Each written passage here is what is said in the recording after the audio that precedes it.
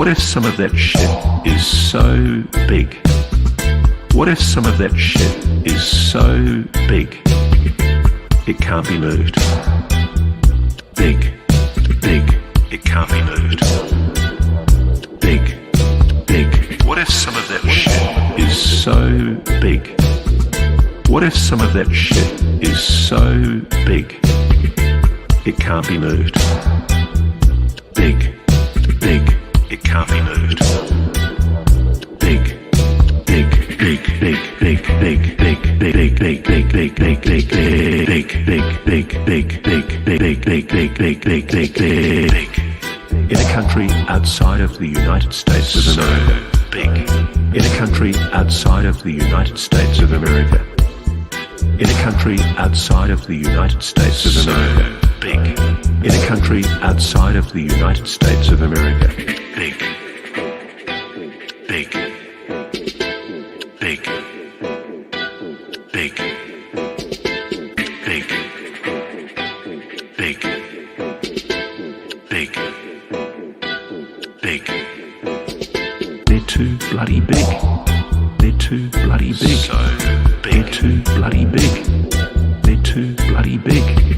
They're too bloody big. They're too bloody big. So big. They're too bloody big. They're too bloody big.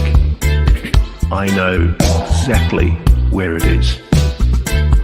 I know exactly where it is. But it was bollocks big, big, big, big, big, big, big, big, big. But it was bollocks big, big, big, big, big, big, big, big, big, big, big, big, big, big, big, big.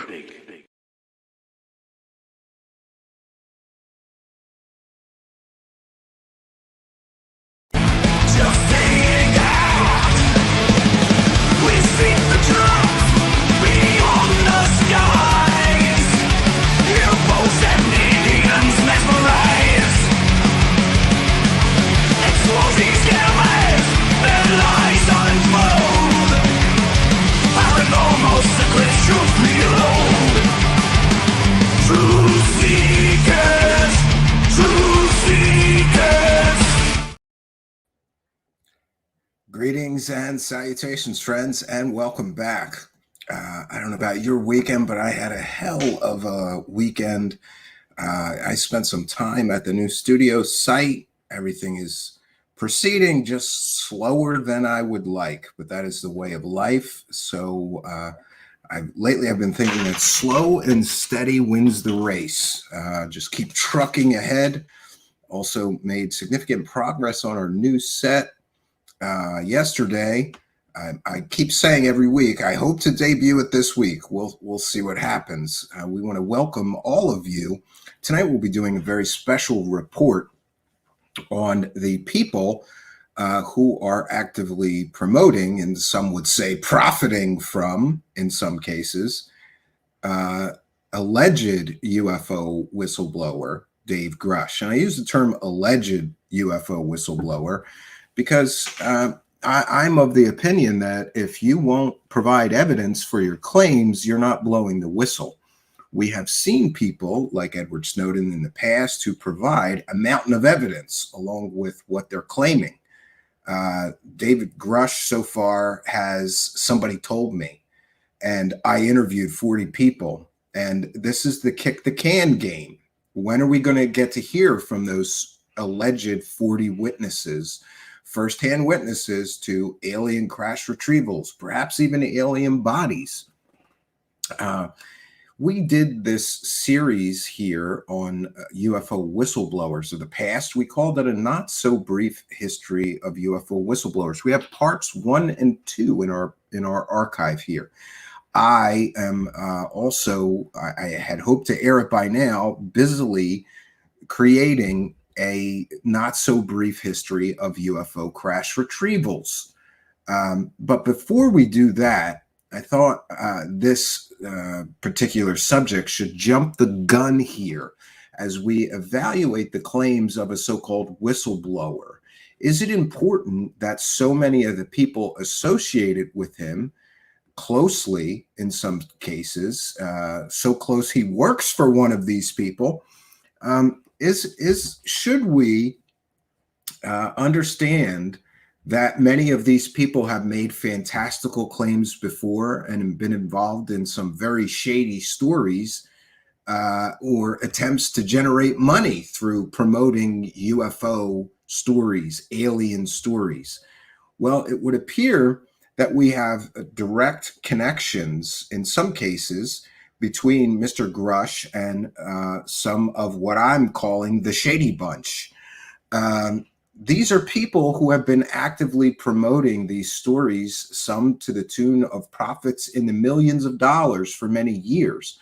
But one thing you'll find is that despite the incredibly sensational claims, despite the fantastical stories, most of these people, and again, all are either directly or indirectly associated with Mr. Grusch, they don't come through with the evidence. Are we not?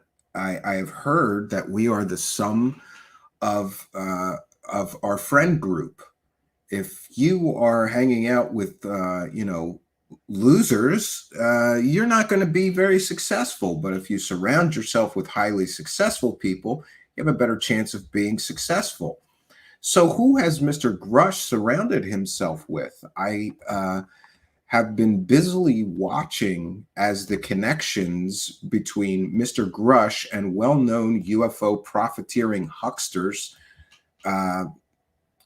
has been revealed slowly. And one might ask themselves, wouldn't it have been a direct and more honest approach for Mr. Grusch to introduce himself and to honestly say, I've been hanging out with all of these people at UFO conventions and Star Trek conventions, and they've been giving me information, some of which I have repeated in either my interviews or other public appearances. There was a few pieces in foreign news outlets, which is very curious considering he's, going after the United States for being transparent. Why would you not give interviews to people like, Stephen Greenstreet from the New York Post? In fact, he hung up on Stephen Greenstreet when Stephen Greenstreet called him and wanted to ask him some questions. This is very troubling, but I think that I have been saying this time and time again, through the lens of history, we should view fantastical claims. After all, I have been saying this for quite some time. History is indeed our greatest teacher. And I truly believe that. If we look at the history of all of these people that he's either working for, working with, perhaps providing information to, or they're providing information to him, as we evaluate those people, we might get a better understanding about what is likely to happen here. After all, if all of his close friends, associates, and coworkers have made absolutely fantastical claims about UFOs and aliens, and yet not proven those claims to be true or real with tangible evidence, I think that says a lot about Mr. Grusch and how this story may indeed unfold. We want to take a moment to recognize the live chat and make sure you get a beverage. We have a lot of information to share with you tonight. We are going to be going over some history and providing perspective about some of the people that are very closely associated with Mr. Grusch, or that Mr. Grusch is working with or for, or yeah, we're going to get into it, friends. So tonight is a not so brief history of the people promoting David Grusch. We can see Mr. Jeremy Corbell and Mr. George Knapp sitting directly behind him while he gives congressional testimony. Jeremy Corbell has claimed that he helped organize that hearing. And one might ask themselves, why is a so-called documentary filmmaker who has been promoting, in my view, fake stories for many years to the tune of millions of dollars, why is he allowed to organize a congressional hearing? What part did he have in that? And these are the list of characters we'll be covering tonight. If there is sufficient demand for it, we may do a part 2, because I want to be very clear. This is not all the people that are promoting David Grusch. Other people are as well. But I thought that there's this common thread through Hal Puthoff, Stanford Research Institute, and others included in his current circle of people. There's a direct thread from the Stanford Research Institute and CIA experiments into psychic spies, then on to the Bob Bigelow connection and the study of Skinwalker Ranch. Hal Puthoff, Eric Davis, heavily connected to that. And of course, Jay Stratton, heavily connected to that. Someone, in my view and opinion, defrauded the United States government for $22 million to study poltergeist, werewolves, ghosts and goblins, as well as UFOs at Skinwalker Ranch. These are people that were directly involved in that. And in fact, Hal Puthoff is one of the people who arranged for the sale of Skinwalker Ranch between former owner Bob Bigelow, who took that $22 million in a sweetheart no-bid contract. Nobody bid. Nobody bid for that contract. They just gave Bob Bigelow $22 million to study his own ranch. And they came up with lots of reports of dino beavers and poltergeists and spooky stories, but no evidence. And of course, Hal Puthoff and Eric Davis were directly involved with that, as was Jay Stratton. And of course, George Knapp and Jeremy Corbell both made, George Knapp made books, Jeremy Corbell a film about Skinwalker Ranch. There is a sort of profiteering motive and connection between all of these people who are surrounding Dave Grusch right now and heavily promoting his story. I think that history matters. So we are going to get into it, friends. Before we do that, we want to welcome all the live chat members and people listening all over. We're currently on Rumble, Facebook Live. Welcome to the Twitch chatters. Welcome to the YouTube chatters. And the people watching on Twitter as well, or our Facebook Truthseekers page. Welcome one and all. Maria Rose, I haven't been paying attention. I'm waiting for 10K. Congratulations to Truthseekers for 8.82 subscribers. How can we get that number up to 9K? Good question. Yeah, and I'm sort of braced myself for low attendance tonight, because the truth is that the shady bunch, or the grift squad, all the people who are promoting and profiting from the stories of Dave Grusch and this big hysteria that they have created, they don't want to hear the real and true history of all of these profiteering people. They don't want to hear it. So many people will choose to put their blinders on, put your thumbs in your ears. Oh, no, the aliens are real, and Dave Grusch is going to prove it. Even though he's hanging out with all these other guys that never proved anything, I don't want to hear it. I don't want to hear facts and evidence, Steve Cambian. Well, you know what? It's your loss.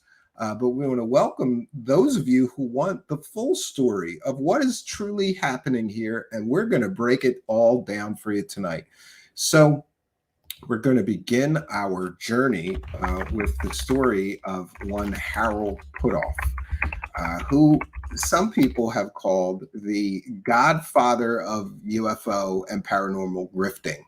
And I think that is an apt and an appropriate title to give Mr. Hal Puthoff. After all, he has been involved in one form or another of sucking money away from both government and individuals, private businesses, anybody who will pay for wackadoo paranormal research. Hal Puthoff is right there with his hand out. He was a part of SRI, Stanford Research Institute, and studied psychic spies and tried to develop remote viewing superheroes for the United States government. It's so stupid. Then he goes on to have a hand in the whole Skinwalker Ranch investigation that was a complete and total joke. And then on to Ttsa, where somebody collected $3 million from investors before suddenly a bunch of people quit and nobody ever made any money on their $3 million worth of investment. I challenge you to find one person. What happened to all that money? Hal Puthoff got some, didn't he? He got paid, right? Elizondo got paid. You know who didn't get paid? The people who invested money in Ttsa. And of course, there's a possible SEC investigation into that. We'll detail more for you, but let us begin with the journey and story of one Hal Puthoff, known commonly as Hal Puthoff. Hal Puthoff is a controversial, what some people would call parapsychological researcher. But it's important when we get into him that we unravel the government funding he has sucked up, his CIA involvement, and perhaps financial shenanigans involved with some organizations that he directly profited from. We're going to delve into the enigmatic career of Hal Puthoff. And we're going to talk about his involvement in controversial parapsychological research, particularly during his tenure at Stanford Research Institute. A lot of people don't know Stanford Research Institute is not directly connected to Stanford University, and myself and many other people believe that they use that name in order to project an air of academic and scholarly credibility, which is truly not there. Certainly, the people who were involved in it early had a connection, but those connections were severed. We're going to explore Mr. Hal Puthoff's association with the government funding that he has always been there to get his hands on, including the CIA's interest in psychic research known as Project Stardate. We should also be sure to mention his collaboration with figures like Uri Geller, his extravagant expenditures on remote viewing and psychic phenomenon research. It's important to note that Mr. Puthoff once declared Uri Geller's superpowers genuine and real. That's after getting a lot of government and I believe CIA funding to study Mr. Geller. It's important to note that Uri Geller would later admit at international conventions of stage magicians that what he did was use magic tricks. He had no psychic powers. And in fact, Uri Geller sold the secrets of how to do many of the tricks, some of which he used on Hal Puthoff, to other magicians in a very expensive and lengthy course. Interestingly, Hal Puthoff was fooled by Uri Geller with literal children's magic tricks. This is important in evaluating Mr. Puthoff's discernment capabilities and his cognitive bias. How could a man that's so educated, a physicist, be fooled by children's magic tricks? But he was. and wasted how much government taxpayer dollars studying a guy doing children's magic tricks, then declared him to have real and genuine psychic superpowers. We should also mention his involvement with To the Stars Academy and highlight potential financial irregularities and the possibility of a Security and Exchange Commission investigation into To the Stars Academy. Hal Puthoff is a physicist by training, and he gained prominence through his involvement in various unconventional and often controversial research endeavors, notably in the realm of parapsychology or psychic research. But we're going to aim to critically analyze Mr. Puthoff's career and focus on his work with the Stanford Research Institute, as well as his collaboration with the CIA and other governmental agencies, and his financial dealings within the paranormal research community. Puthoff's association with Stanford Research Institute marked a pivotal juncture at his career, in fact. And during his tenure at SRI, Puthoff and his colleague Russell Targ received substantial funding from government sources, most notably from the Central Intelligence Agency. But I challenge you to go try to find out from the CIA how much was spent on psychic research. I've been unable to. If anyone knows any good sources for just how much money Stanford Research was paid by the United States government and the CIA, please do let me know at truthseekershow@gmail.com. And it's important to note that the CIA's involvement in psychic research, colloquially known as remote viewing, aimed to harness the purported abilities, supernatural abilities, of individuals like Uri Geller to gather intelligence for the United States government and, in some cases, spy on the Soviets. And one of the most controversial aspects of Puthoff's career was his collaboration with Uri Geller, a self-proclaimed psychic and mental spoonbender. His association with Geller raised eyebrows within the scientific community due to the lack of empirical evidence supporting Geller's paranormal abilities. Despite this skepticism, Puthoff and Geller worked together on projects that purportedly involved psychic phenomenon, contributing to the broader aura of the mystique surrounding Puthoff's work. We also need to make sure that we recognize his extravagant expenditures on psychic research. His endeavors in the field of parapsychology were not only controversial, but also financially extravagant. Reports suggest that significant sums of government funding were allocated to psychic research, often yielding inconclusive or unverifiable results. Some critics argue that these resources could have been better utilized in other scientific pursuits, raising concerns about the responsible allocation of public funds and how Puthoff's hands literally in the cookie jar of government funding for what some people would call nonsense. Also important to talk about his connection to Bob Bigelow and Skinwalker Ranch, because Puthoff's later involvement with entrepreneur Bob Bigelow and the infamous Skinwalker Ranch further fueled skepticism surrounding his research, and the collaboration aimed to study paranormal phenomena, including UFO sightings and alleged encounters with otherworldly entities, which included werewolves. Critics contend that Puthoff's association with Bigelow and the sensational nature of the research undermined the scientific rigor that should have been maintained.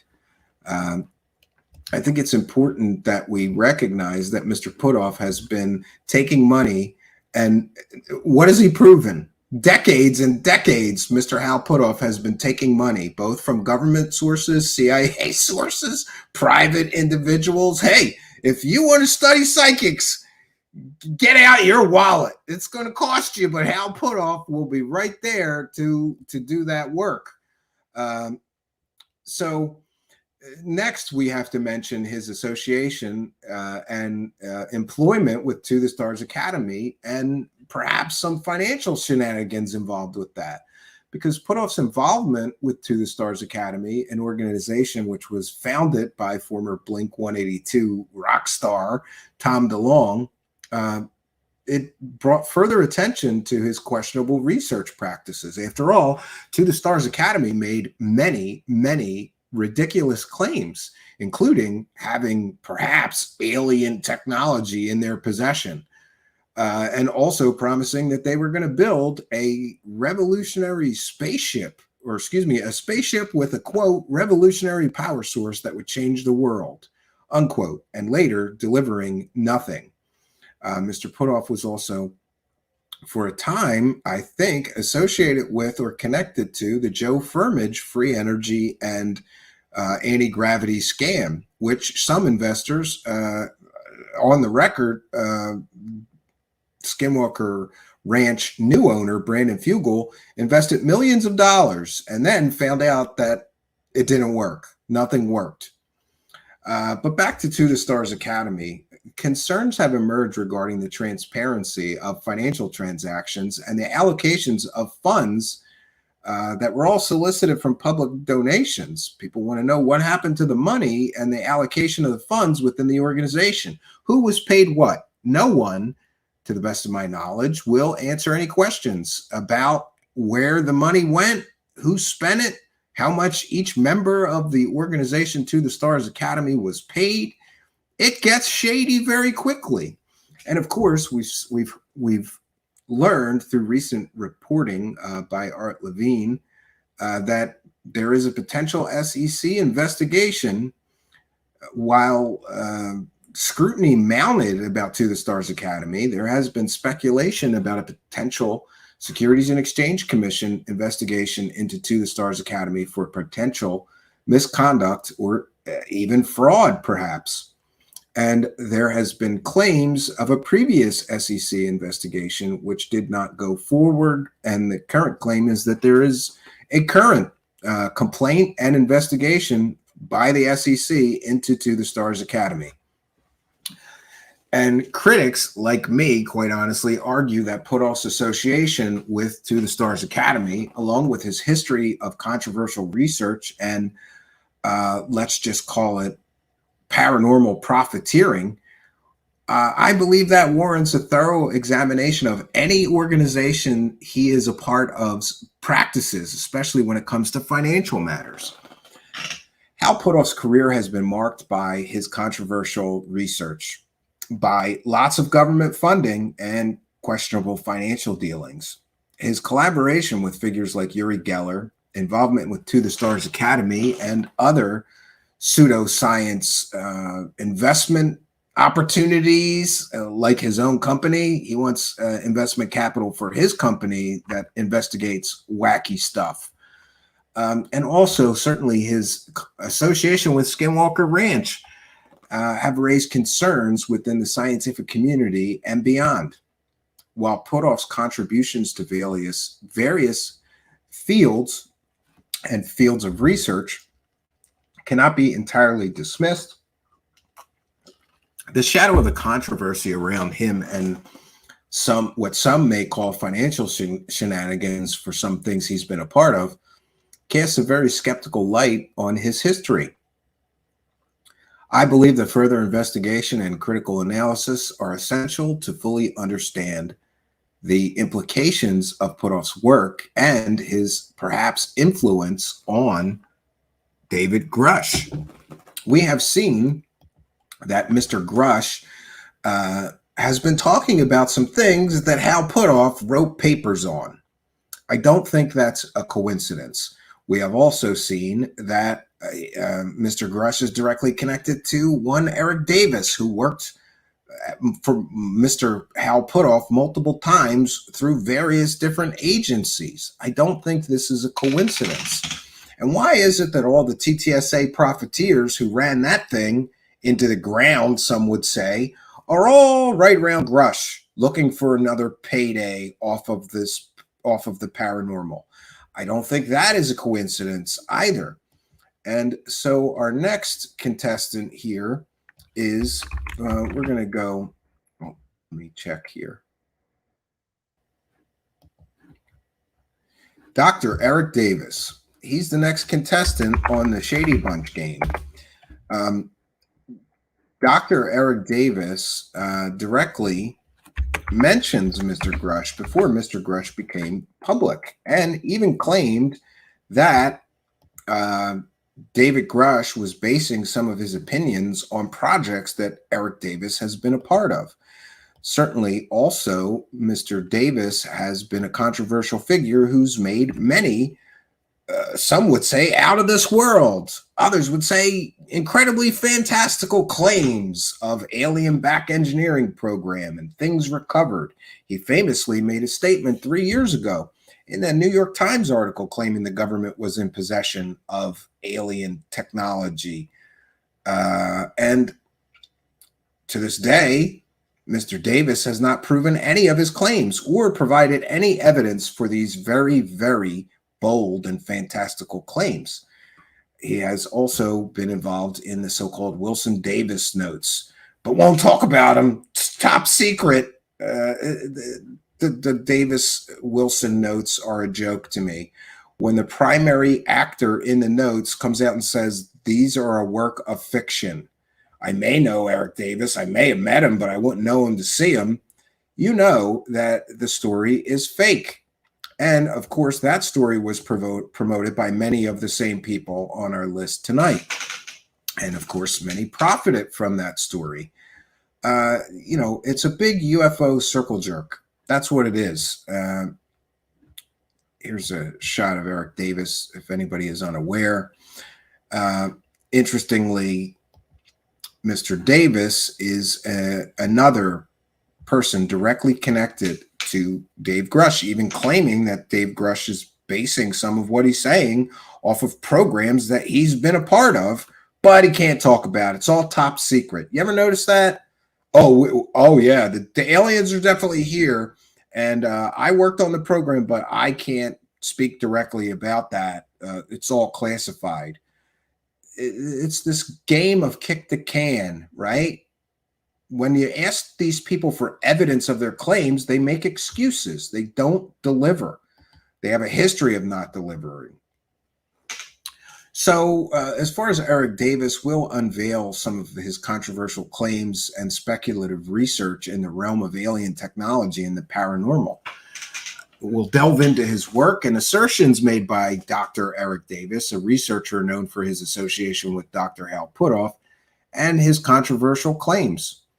Eric Davis gained attention in both scientific and public spheres for his involvement in various speculative research areas, particularly those related to wormholes and advanced theoretical propulsion. He's a physicist. Some of his claims have been related to extraterrestrial technology and paranormal phenomenon. He famously said that people don't understand UFOs because poltergeists are always associated with UFOs. That's right. UFOs have some connection to ghosts. What is his evidence for that? A ghost followed him home from Skinwalker Ranch. This is the quality of the wackadoos that are surrounding David Grusch. And, my aim is to just critically assess, maybe help you guys think through this. We have to critically assess and work our way through the controversial claims put forth by Dr. Davis. And there have been many claims of aliens and alien technologies and crash retrieval programs. What evidence has he provided? None. We can try and examine the evidence, but he doesn't have any. He has stories. And we can try and examine the implications of his assertions and claims. One of the most notable aspects of Dr. Davis' work is his claim that the U.S. government has been engaged in a crash retrieval program and has retrieved alien technology, craft not of this earth.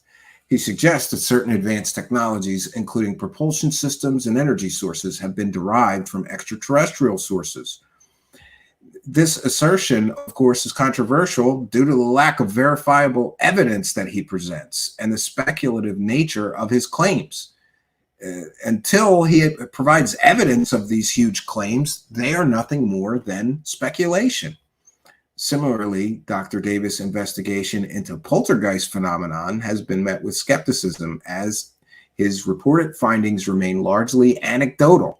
He's got stories, anecdotes. Those are stories, anecdotal evidence. Well, Poltergeist followed me home from Skinwalker Ranch after we saw an alien spaceship. I'm paraphrasing, of course, but you get the idea. Then, of course, we get to something that I feel very strongly about, and that is the Wilson Davis notes. All the Wilson Davis notes that you need to know is that according to notes written by Eric Davis, Dr. Stephen Greer, a known UFO profiteer, had a meeting with Admiral Tom Wilson and Edgar Mitchell. The only reason he got the meeting is because Admiral Tom Wilson was being respectful to Edgar Mitchell, a former astronaut. And in that meeting, Dr. Stephen Greer gave this admiral a completely and totally 100% fake top secret document called the NRO document. And in that document, there was claims of alien crash retrievals. And by the way, it's important to note, it was a completely and totally fake document. But if you believe the claims of Eric Davis and others, Dr. Stephen Greer and others who have promoted and profited from these notes, a decorated Navy admiral just jumped to go investigate for 6 months or months claims of top secret projects involving alien technology. And the catalyst for him to jump and do that was a completely and totally fake document. But a decorated Navy admiral was too stupid to know that that document wasn't real. This is absolutely ridiculous and stupid. A Navy admiral has an entire staff. If somebody gave him a document purporting to be a top secret document, the first thing he would do is give it to his staff and have them verify and authenticate that it was a real document. But this decorated Navy admiral didn't do that. Instead, he went on a wild goose chase looking for aliens and crash retrieval programs for months and was denied access. The admiral involved in what I believe is a grift or, a fake story here to make money, he denied knowing Eric Davis. He said, well, I may have met him. I wouldn't know him from seeing him. Well, I sure didn't talk about aliens. These are a work of fiction. These notes are a work of fiction. And, there's a real problem with UFO grifters being willing to just destroy somebody's reputation and call a decorated Navy admiral a liar so that they could, get some kind of clout. Like, oh, I had a meeting with this guy and he looked for the alien crash retrieval programs, didn't find them. To be fair,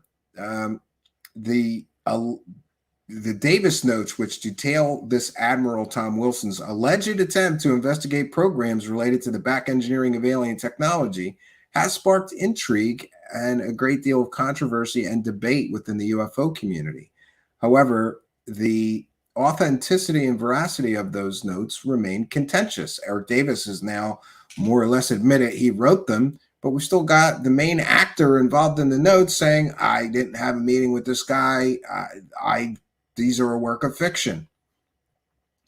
And the lack of actual verifiable evidence surrounding these notes casts major doubt on the legitimacy of these claims. Next, we get to Dr. Eric Davis' statements to the New York Times and his speculative research, because Dr. Davis' statements to the New York Times regarded encounters between Navy pilots and unidentified aerial phenomenon, and that got widespread attention. He sort of came along for the Ttsa ride, right? Again, a direct connection to Ttsa. And while his insights into so-called potential technological advancements remain thought-provoking, he wrote some speculative papers on wormholes and how could aliens get here from there and stargates and things like that. And by the way, the Air Force called his research crackpot research in a newspaper article. This man has been called a crackpot by one arm of our government, while at the same time, other arms of our government are somehow hiring him to do things, right? And again, money plays an important part in Dr. Eric Davis' promotion of alien and exotic technology. Dr. Davis' forays into topics like black holes, stargates, and faster-than-light travel do raise some eyebrows within the scientific community. After all, speculation is a part of science. But without detailed experiments to prove any of his theoretical physics, they're more stories, anecdotes. And these subjects often fall outside the bounds of established scientific paradigms, even cutting-edge research. Dr. Davis' involvement with paranormal research, including poltergeist investigations, Skinwalker Ranch, and other claims, add a layer of complexity to his scientific credibility. I think we have to view things through a total lens. It's the lack of empirical data and reliance on, again, anecdotal accounts hinder the rigorous evaluation of his claims. I would argue that Dr. Davis' willingness to explore unconventional topics may compromise the scientific rigor required for a real or meaningful investigation into whether his claims are real and true and factual or just wackadoo stories.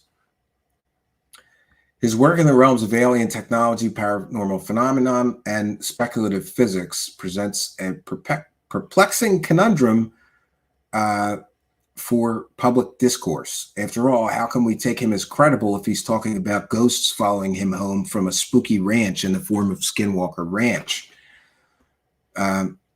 While his contributions, I recognize, to theoretical physics and unconventional research are not without merit, the lack of evidence and speculative nature of his claims warrant more critical scrutiny.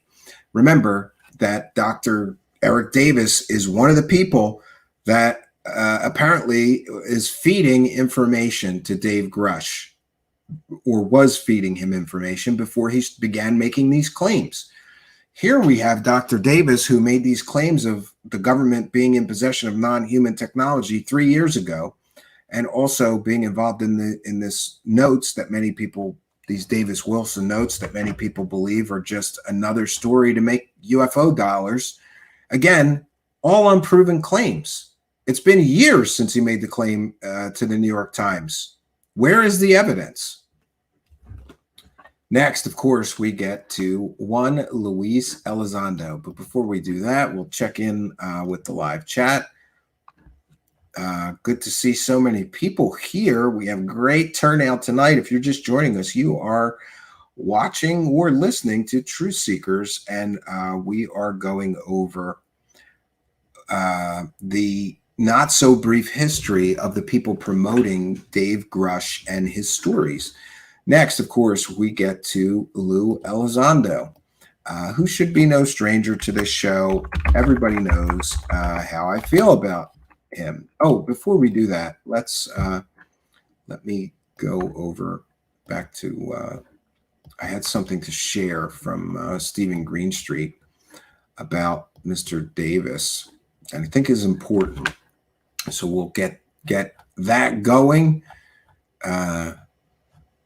1 second. Oh, and before we do that, I'm going to share two things. Before we get too far in the weeds, I apologize. My notes are a mess here.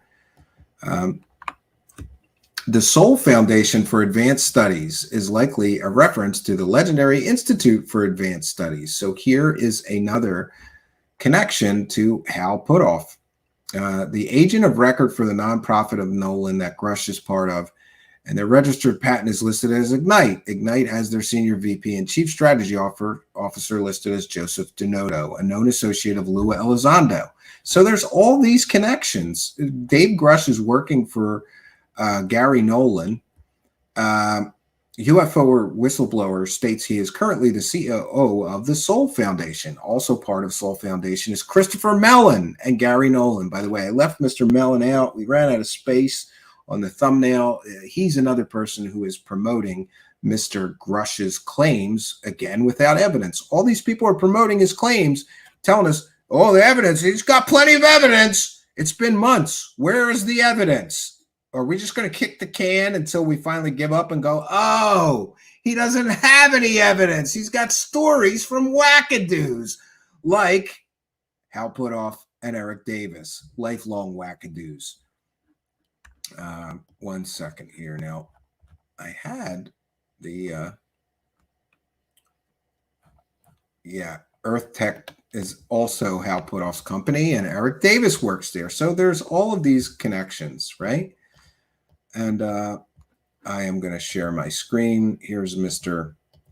Eric Davis talking about, well, we'll see in a moment. Because we're pressed for time. Tell me about the Admiral Wilson transcript. I can't discuss that.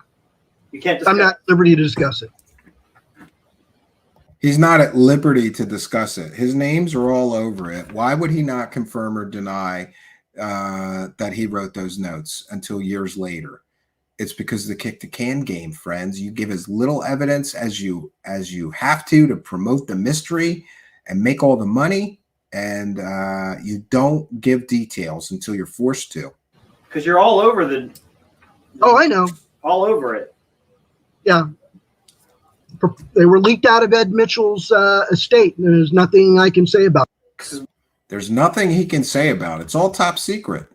But yet, the DOD cleared David Grusch to talk about alien bodies and UFO crash retrieval programs, which by definition means that those things are not classified. So why can't Eric Davis talk about it? Is it because this was a big bluff and he knows the story is fake and he doesn't want to give any more details? This is where we really get into the weeds with some of this stuff. But it's enough to say that these people who are all closely associated with Grusch, and some of which are promoting or profiting from his stories, have been doing this for years and never proving anything. So maybe, just maybe, we need to temper expectations, right? It may be important to temper expectations. And then we get to Mr. Lou Elizondo, who has ran an imaginary Pentagon UFO program in the land of make-believe that was funded to $22 million. And it was a secret program, and he was the director of it. All of these details were given in a New York Times article some years ago, and that all turned out to be factually inaccurate.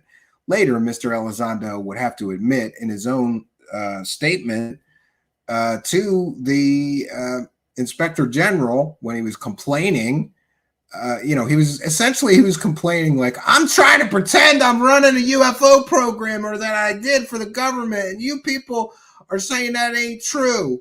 In that complaint, he had to admit that this program he claimed he run was not a program. It was an activity, an unfunded activity that he did in his spare time, and he had no direct responsibility for the Pentagon actually dealing with UFOs. How much money has Elizondo made? And in my view, he should give it all back. If he can't prove that he was all the things he claimed when he took the TV show deal, the Ttsa money deal, the book deal, maybe he should have to give all that money back unless he can prove the original claims he made to the New York Times. After all, Mr. Elizondo was the primary source of that article. So if he didn't lie to them about what he did for the Pentagon, who lied to them?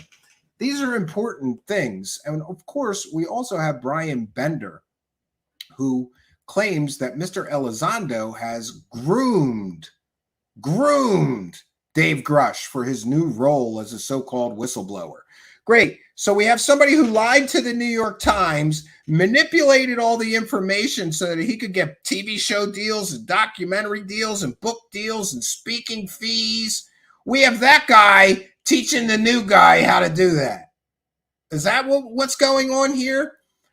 Lou Elizondo has been a central figure in the UFO community, I think unfairly, for years. After all, his original story is a complete and total lie.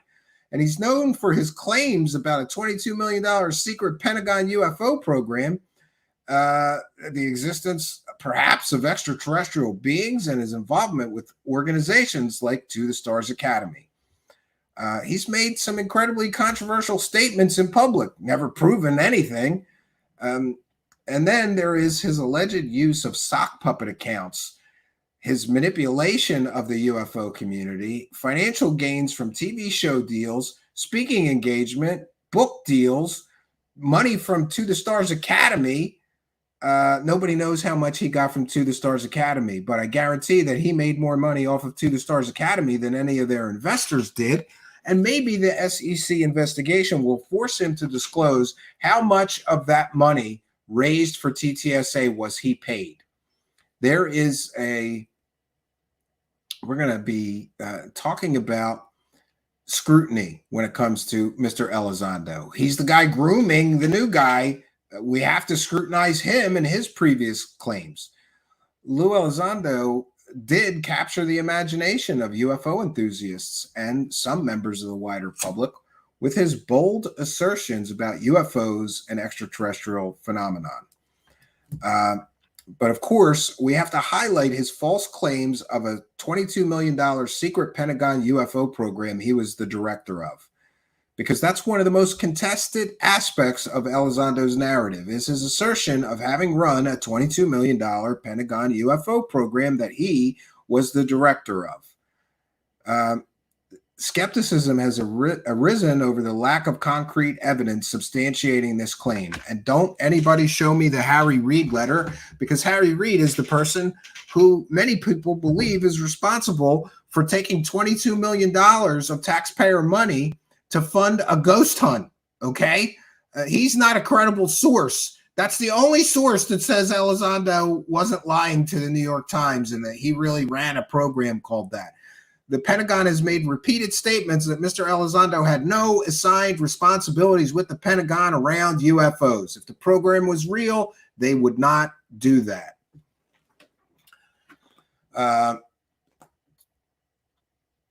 So there's a lack of concrete evidence to substantiate his original claims. And where is the explanation? Is this claims going to change now? Oh, well, I did that in my spare time. I didn't really have $22 million program, and I wasn't the director of that program, because that would imply that was a full-time job for me at the Pentagon, and the Pentagon said that wasn't my job.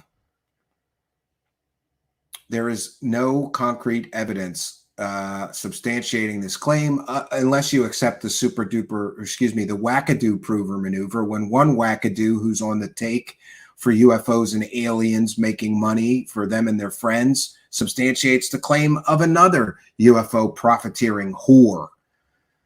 There is a severe discrepancy between Elizondo's portrayal and official statements from the Pentagon. Elizondo's assertion that some unidentified flying objects may have extraterrestrial origins has garnered both fascination and skepticism. Some critics, like myself, point to the absence of empirical proof supporting his claims or actual evidence. Again, what do we get? Stories. Are we getting the theme here now? This is what you get from all these people. You get stories. But those stories, even though they're purported to be true, the proof that they are true never seems to materialize. And in fact, the stories fall apart sometimes over time and under scrutiny. The assertion that humans are not alone in the universe raises questions about the level of evidence required to make such extraordinary claims. And then, of course, there's a controversial use of sock puppet accounts. Mr. Elizondo apparently or allegedly used anonymous social media accounts or sock puppets to attack his critics. And that certainly raises ethical concerns about Mr. Elizondo's true motives and the nature of his, let's just say, moral compass or lack of one. After all, why does he need to hide behind fake accounts and attack critics? And while we're on that subject, according to a witness, Mr. Elizondo directed some people to go and attack his critics on the internet, defend his honor and his family's honor. And they did. Doxing people, threatening people, intimidating people, harassing people. I have been a victim of that, and so has my family. Mr. Elizondo, coward that he is, has still yet to address the allegations made against him concerning purposefully and willfully directing people to attack people critical of his stories and his narratives. His manipulation of the UFO community and his intelligence training also should be mentioned. He famously, after all, said, "I'm a counterintelligence agent. That's what I do."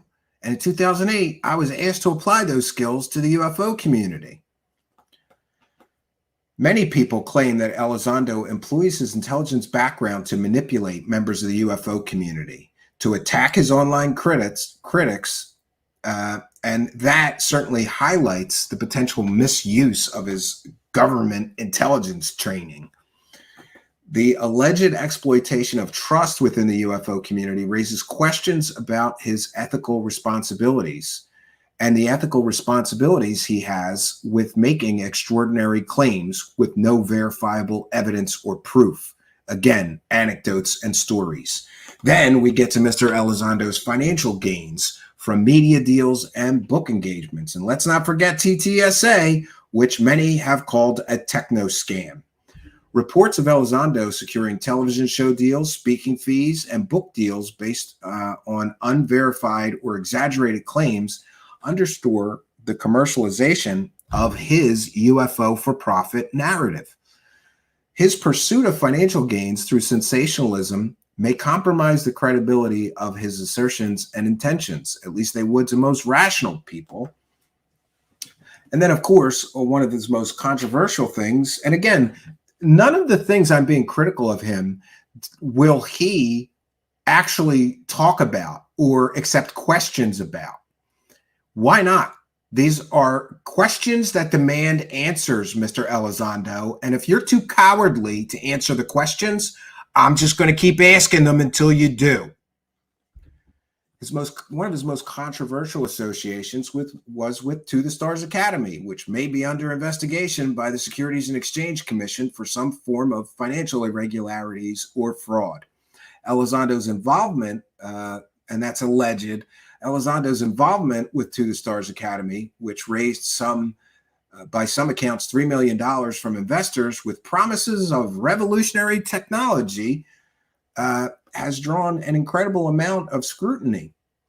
The lack of substantiated progress and transparency of that organization raises concerns about the accountability of organizations in the UFO research field, and especially raises concerns about Mr. Elizondo's lack of moral compass, or alleged lack of moral compass. Lou Elizondo's claims and activities within the UFO community present a very complex web of deception, lies by omission, exaggeration, intrigue, speculation, with no skepticism involved. While his contributions to the public discourse about UFOs is recognized, the lack of evidence, allegations of him being so manipulative with people, and his constant need for financial gains derived from UFOs and from his unproven or exaggerated claims, all these things call for a cautious and critical evaluation of his assertions. And as the UFO phenomenon continues to captivate the public interest, Lou Elizondo is not doing any good with deceptive, exaggerated claims and a lack of substantial and supportive evidence to back up those extraordinary claims. All right, next, we'll check back in with the live chat. If you're just joining us tonight, you're watching Truthseekers, and we are presenting a not-so-brief history of the people who are promoting David Grusch, alleged UFO whistleblower. Next, we're going to get into, but before we do, Mr. Elizondo's book may not be coming out and this summer, and has been pushed back, to my knowledge, several times from a scheduled publish date.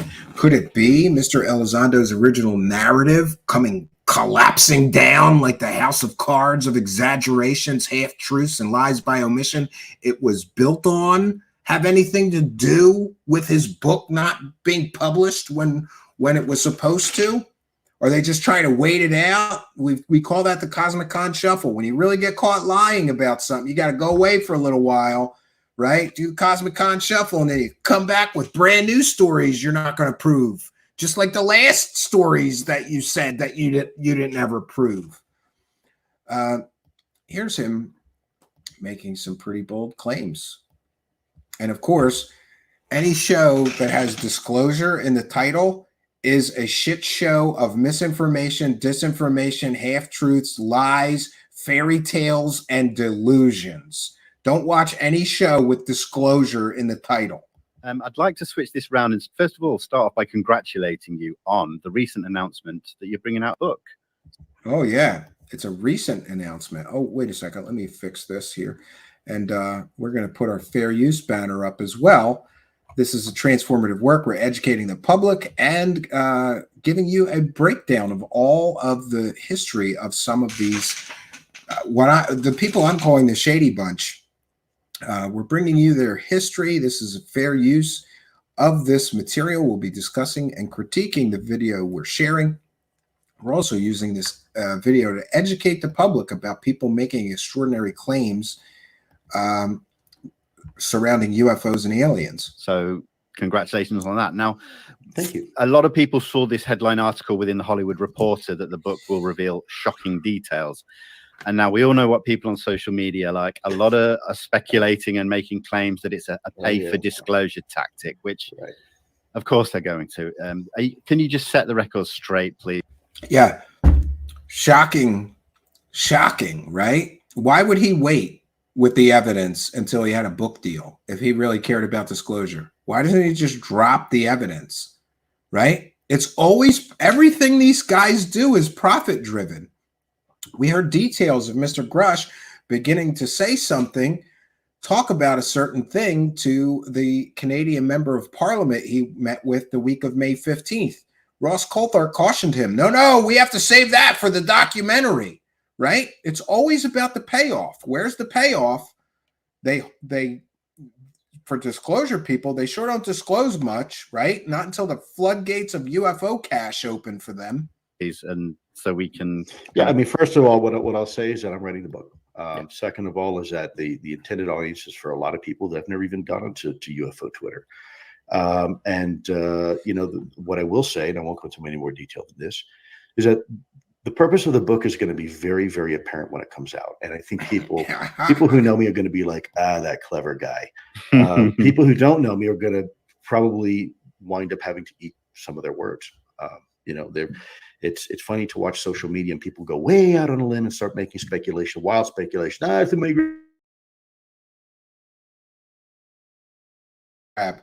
But when the book comes out and people really they read it and go, holy crap, this makes sense. Now we understand why you did the way you did it when you did it. Yeah, it is a money grab. And you know what else was a money grab? His television show, which proved nothing.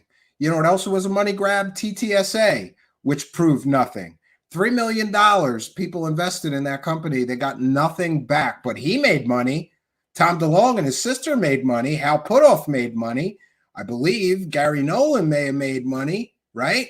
And other people involved in Ttsa, like Christopher Mellon, they all made money. What about the investors that were left holding the bag and never got anything for the money they gave these clowns? Will they apologize? No. They'll just, they'll go hide in the little deep dark corners of Twitterverse. Yeah, he's got bombshells, but he's been waiting all this time for the book deal to drop the evidence, right? So that the TV show money grab, that wasn't good enough money grab for him to drop the evidence, right? The Ttsa money grab, that wasn't a big enough money grab for him to drop any evidence. The speaking fees that he's gotten to speak at conferences or live events or whatever, that wasn't enough money for him to drop the evidence he's been holding all this time. But somehow the book is going to be where he's going to drop the evidence. Sure. He's waited 8 years to drop evidence, right? Is it 8 years? 7 or 8 years he's waited to drop his evidence. And maybe change their name or something. And by the way, we've seen some of the evidence he dropped on national television. Wasn't it when he was on the Fox News network, he claimed that recently CIA documents confirmed alien stuff, and it turned out to be they were disclosed like 30 years prior, and they were unproven claims, great documents, but, he gets things wrong constantly. He can't even evaluate stories. He's behind the push of Grusch talking about the Italian UFO case. And oh boy, we're going to detail that for you. The only evidence of that is some documents many people claim are forged documents.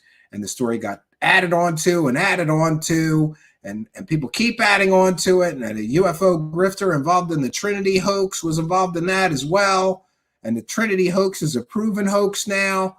You know, this is not a guy who's good at like digging up real information. He's a guy who's good at recycling stupid stories that weren't proven the first time they were sold, trying to repackage it and resell them, just like Ttsa did with Art's Parts. Remember that?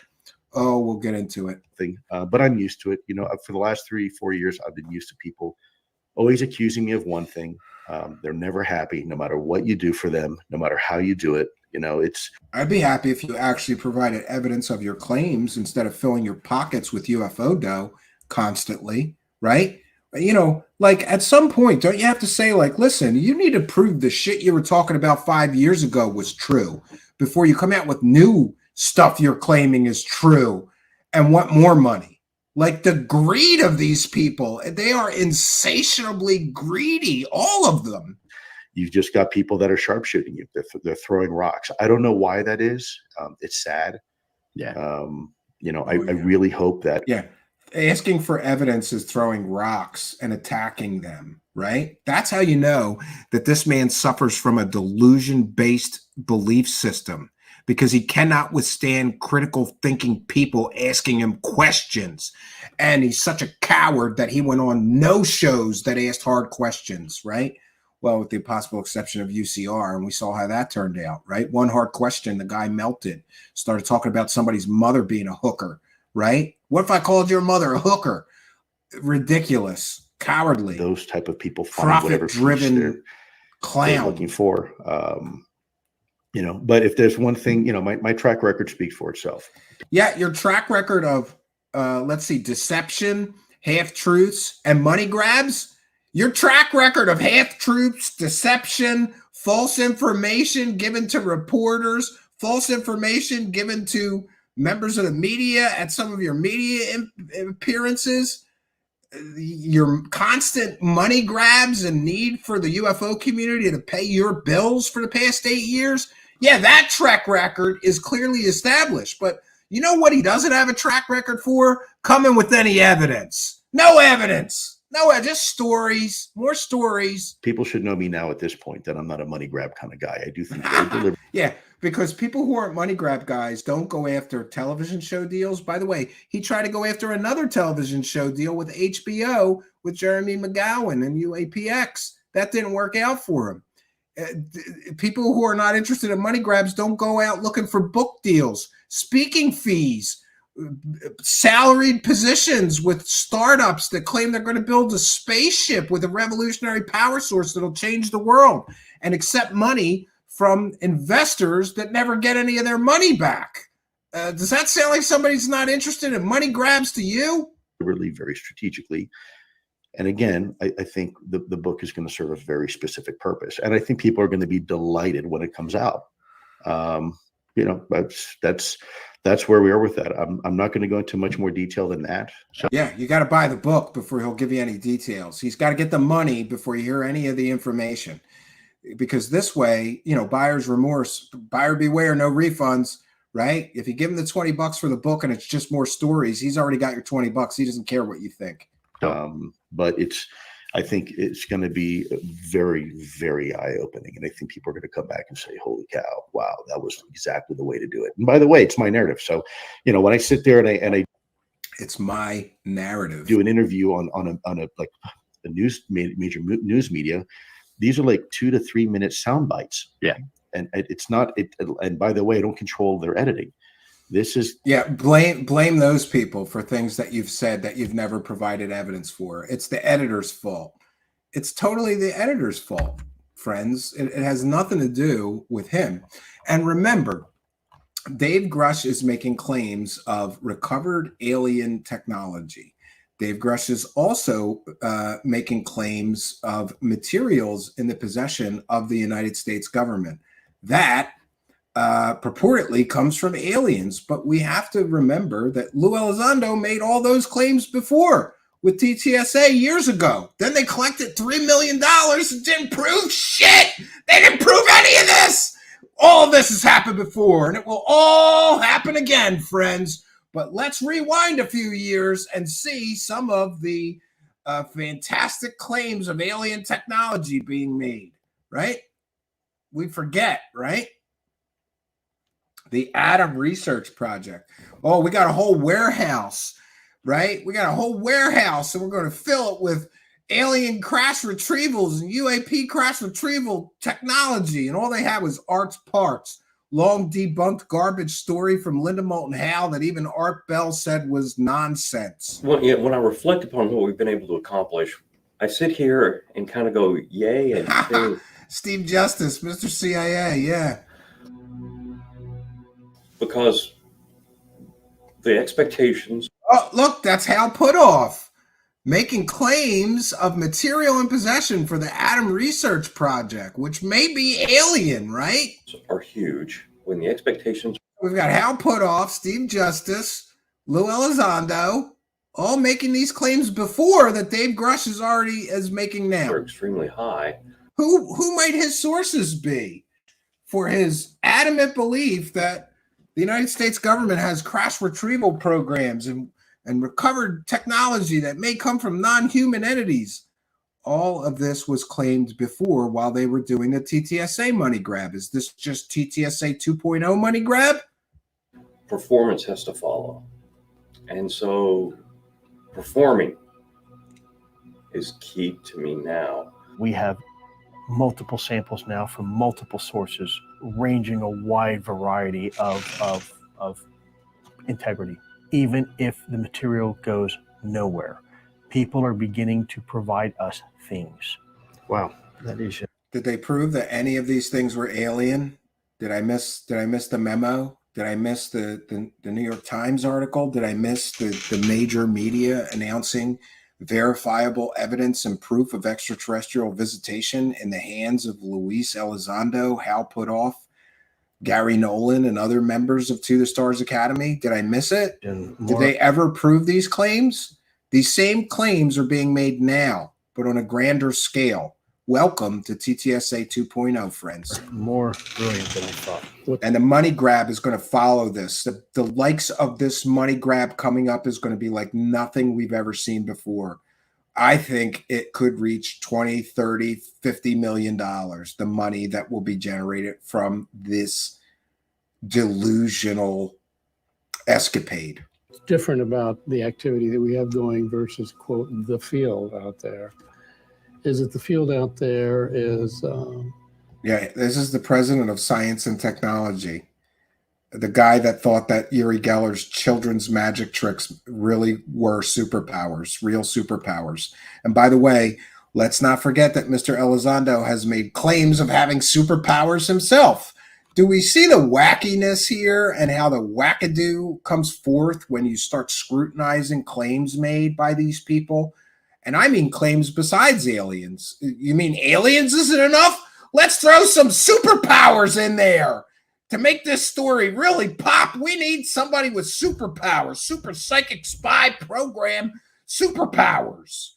Elizondo made those claims to multiple people. Really filled with people who have opinions and thoughts and beliefs about what all this kind of stuff means and so on. But TTSA has been put together on the basis of the mantra, you might say, let's just follow the data and see where it goes. Where did the data go? Where did the $3 million go? Let's follow the data. Why don't you release the data on all of these fragments that you guys promoted? And I get it. They're very careful. Oh, it's UFO, UAP material. We didn't say it was alien. You're implying that, of course, and you're promoting it as extraordinary, right? And Tom DeLonge famously went on Joe Rogan and made all kinds of claims about floating metal, and all kinds of claims that were never proven. None of this was ever proven to be anything other than metal junk and trash. It is a bit like a fine art dealer, right? You're always looking for that lost Picasso. Chances are everybody comes to you and says, I have a lost Picasso, and it's probably someone's finger painting that they did in high school. But occasionally and rarely, and it only takes one time, you find that Picasso locked away in someone's attic or someone's basement and they didn't know they had it. my whole career. Oh yeah, they have a Picasso in the form of alien technology. Was about solving really hard problems. This is a hard problem from so many different directions. It's technically not understood, socially not understood. And so we're on an inflection point now of an opportunity to do something really, really, really different. Yeah, so it's interesting to see this stuff through the lens of time, right? Oh, wait a second. I have to go to YouTube to see through the lens of time, we can see that many of these claims that Dave Grusch is making have been made before. And the people making those claims collected millions of dollars based on those claims, right? And promised evidence was coming. This was 4 years ago, friends, that these claims were originally made. 4 long years ago. Where is the evidence of these claims made? And like I said, shouldn't they have to prove these claims before they come back to us with new claims and want new money for the new claims when they haven't proven the old claims with, and they got all that money before? I would think that would be a fair, ask to say, well, you guys claimed all this stuff before. Somebody collected $3 million. Where'd all that money go? Where's the evidence? Where's the data? Where is the lab results of all of that? And so I think that's why we have a chance of actually making real progress, because we will follow where the data leads us. I want to make sure. So where did the data lead? Where is the data? Where is the evidence? Where is the lab reports? Why didn't we ever get them? That I have a healthy dose of skepticism to make sure I'm not blindly accepting something because it's cool or neat or new or something like that. But the data supports the decisions that we make, the dots that we connect, the moves that we make. But I see a diligence being applied to this that gives me optimism that we stand a chance of being able to make some real progress. There's Linda Moulton Howe shown in the promo. I think that was just the back of her head. That's who they bought this garbage from. Some of these pieces of garbage that were never proven to be anything extraordinary. And that one person recreated. But not to the satisfaction of Linda Moulton Howe. A lot of people don't know this, but the arts parts that they're basing these claims off of. So again, we have Linda Moulton Howe made a boatload of money claiming that those pieces were aliens. Then they bought them for $30,000. So Linda Moulton Howe gets another money grab. She gets $30,000. They get to take those pieces and make similar claims and do their own money grab. Nobody proved that this stuff was extraordinary or alien in all of these years. But here we are, and now we've got Grusch making very similar claims about alien technology in our possession. But even grander claims, because now we've got claims of intact spacecraft. I think we may cautiously optimistic be, on the brink of something really new. We have to do this the right way. You were on the brink 4 years ago. Where's the evidence? Where's the data? Where's the lab reports? How much money did you collect based on this overhyped, over-sensationalized story that was based on somebody else who overhyped and over-sensationalized this story before you in the form of Arts Parts and Linda Moulton Howe? Remember I said all of this has happened before and it will all happen again? Are we going on the third iteration of Arts Parts now? The right way isn't necessarily the right now way. We may just be at the beginning of the headwaters. Maybe we're just in a stream right now, and we're just at the very beginning, and it's just a small creek. But I think eventually, I love how Elizondo always has this stupid analogies. Like maybe we're just going upstream in the middle of a creek. Yeah. Okay. Yeah. Invest now. Invest now. We'll get you the proof of those aliens. Oh, that's right. No, we won't. We won't bring you any evidence. We won't bring you any proof, but we'll take your money and claim we're going to give you the evidence. 4 years. Where is the evidence from 4 years ago? The grift cycle repeats. Here we go. We've got Linda Moulton Howe on the first grift cycle selling arts parts, claiming they were aliens. Then we've got To the Stars Academy, including the people we're talking about tonight, Hal Puthoff, Lou Elizondo, and others going around the grift thing again. We got the grift train. We've got the first iteration of the grift with Linda Moulton Howe.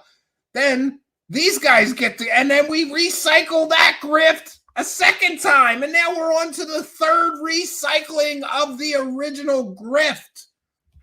Amazing, my friends, that this is where we're at.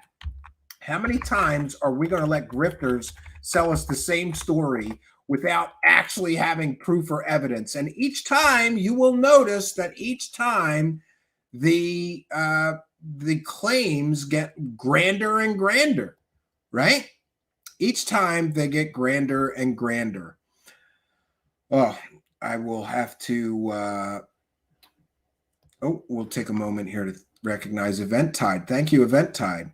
Steve, Nick, oh yeah, you're right. He wasn't the CIA guy. He was the Skunkworks guy. Steve Justice's nickname at Skunkworks was the Dream Crusher due to his realistic and practical approach. It's wild to me that he was involved in Ttsa. I did not know that. Learn something new every day. Thank you, Event-Tide, for your kindness, generosity, and support. We appreciate you helping us to praise the cash. So these are the people promoting.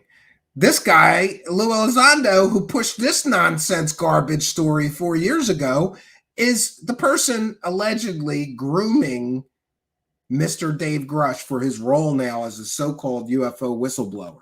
So far, he hasn't blown the whistle on anything.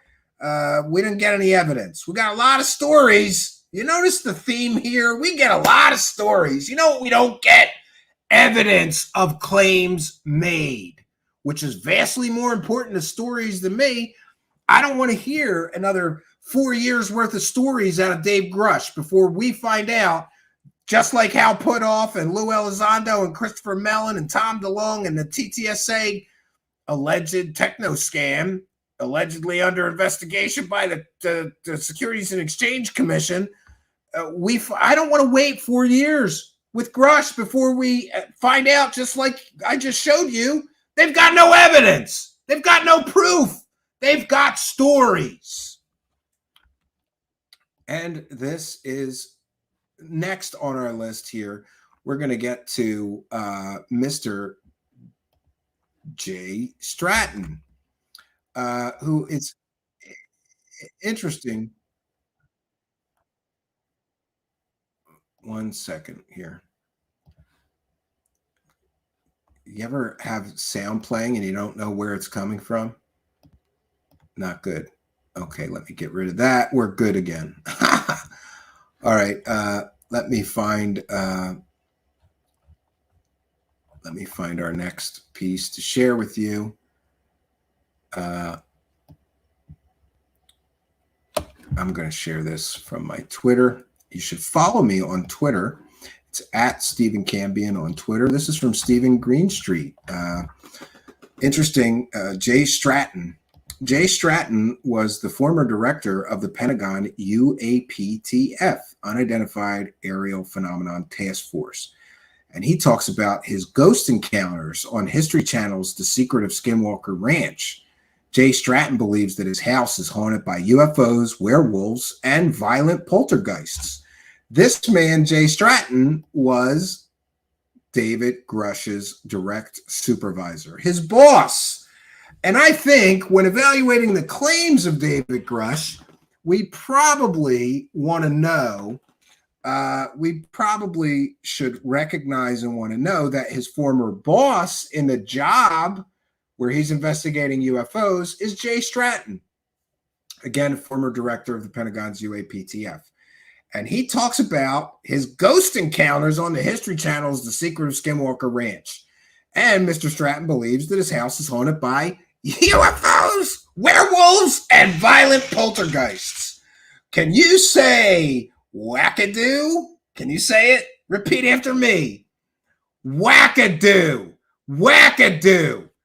This is one of the people promoting and perhaps soon to be profiting from Dave Grusch and his claims of alien spacecraft. This guy's cashing in big time. Cashed in with George Knapp with a book about what? Skinwalker Ranch. You notice how it's all connected? The Skinwalker crowd and the Ttsa crowd, they're connected at the hip. Oh, it's like grifts of a feather. They grift together. That's what they do. I think it's important that we recognize that Mr. J. Stratton has got a lot of profit-driven motives himself. Now he's a star of Skinwalker Ranch television show, and his book, he did a book, right, with George Knapp. So he has had a controversial involvement in UFOs. He's a former U.S. government agent and who makes many paranormal phenomenon claims, particularly in relation to his association with Skinwalker Ranch. He's made claims of ghosts, he's made claims of UFOs, and he's made claims of poltergeists. You know what he hasn't done? Proven any of his claims are true. Proven any of his stories are true. But that hasn't stopped him from cashing in on the Skinwalker scam and UFOs any chance he gets, right? We got a book deal. We got a TV show deal. Do you notice the pattern here? We got Elizondo with TV show deals and book deals. Now we got Jay Stratton with TV shows and book deals and maybe documentary deals. And maybe Lou Elizondo is going to have a documentary deal and live speaking fees. And Jay Stratton is signing up for those live speaking fees as well, perhaps, right? Do we see the profit-driven motive here? Jay Stratton, like a lot of the people we're covering tonight, has a lack of actual evidence. He has profit-driven motives, and his collaboration with figures like Bob Bigelow in a program aimed at investigating the paranormal is very suspicious, to say the least, considering all of the fakery and fraudery that was associated with that investigation. Stratton's contribution to the field cannot be dismissed entirely, but will examine and highlight the need for rigorous scrutiny and skepticism when evaluating claims from this man and perhaps claims from his former employee and underling in the form of David Grusch, former government agent. He garnered attention for his involvement with the paranormal phenomenon, particularly Skinwalker Ranch, and claims of otherworldly occurrences, again, including poltergeists, ghosts, and werewolves. And Mr. Stratton believes that his house is haunted by ghosts and werewolves. The so-called hitchhiker effect, right? Listen, those demons and those werewolves and those poltergeists and those ghosts, they followed me home from Skinwalker Ranch. This is the claims made by the former direct supervisor of David Grusch, this man, Jay Stratton. All right. Stratton's involvement with Skinwalker Ranch, which is renowned for its alleged but never proven paranormal activities, has brought him into the spotlight. His claims of encountering ghosts, UFOs, and poltergeists on the ranch have sparked intrigue, controversy, and serious debate among researchers. However, critics argue that his accounts often lack verifiable evidence, any data at all, any proof in the form of pictures, videos, etc. They also lack rigorous scientific documentation, casting doubt on the reliability of his claims and his testimonies. He, of course, is another person with a profit-driven motive. A consistent point of contention surrounding Stratton's narratives is the dearth of substantial evidence supporting his claims. Critics argue that his willingness to share sensational stories without comprehensive documentation or any scientific verification raises real concerns about the reliability and integrity of his accounts. Are they really true stories? If so, wouldn't they have some evidence attached to them? And why can't we get any evidence? Furthermore, many people, including myself, have made allegations of his profit-driven motives behind his storytelling.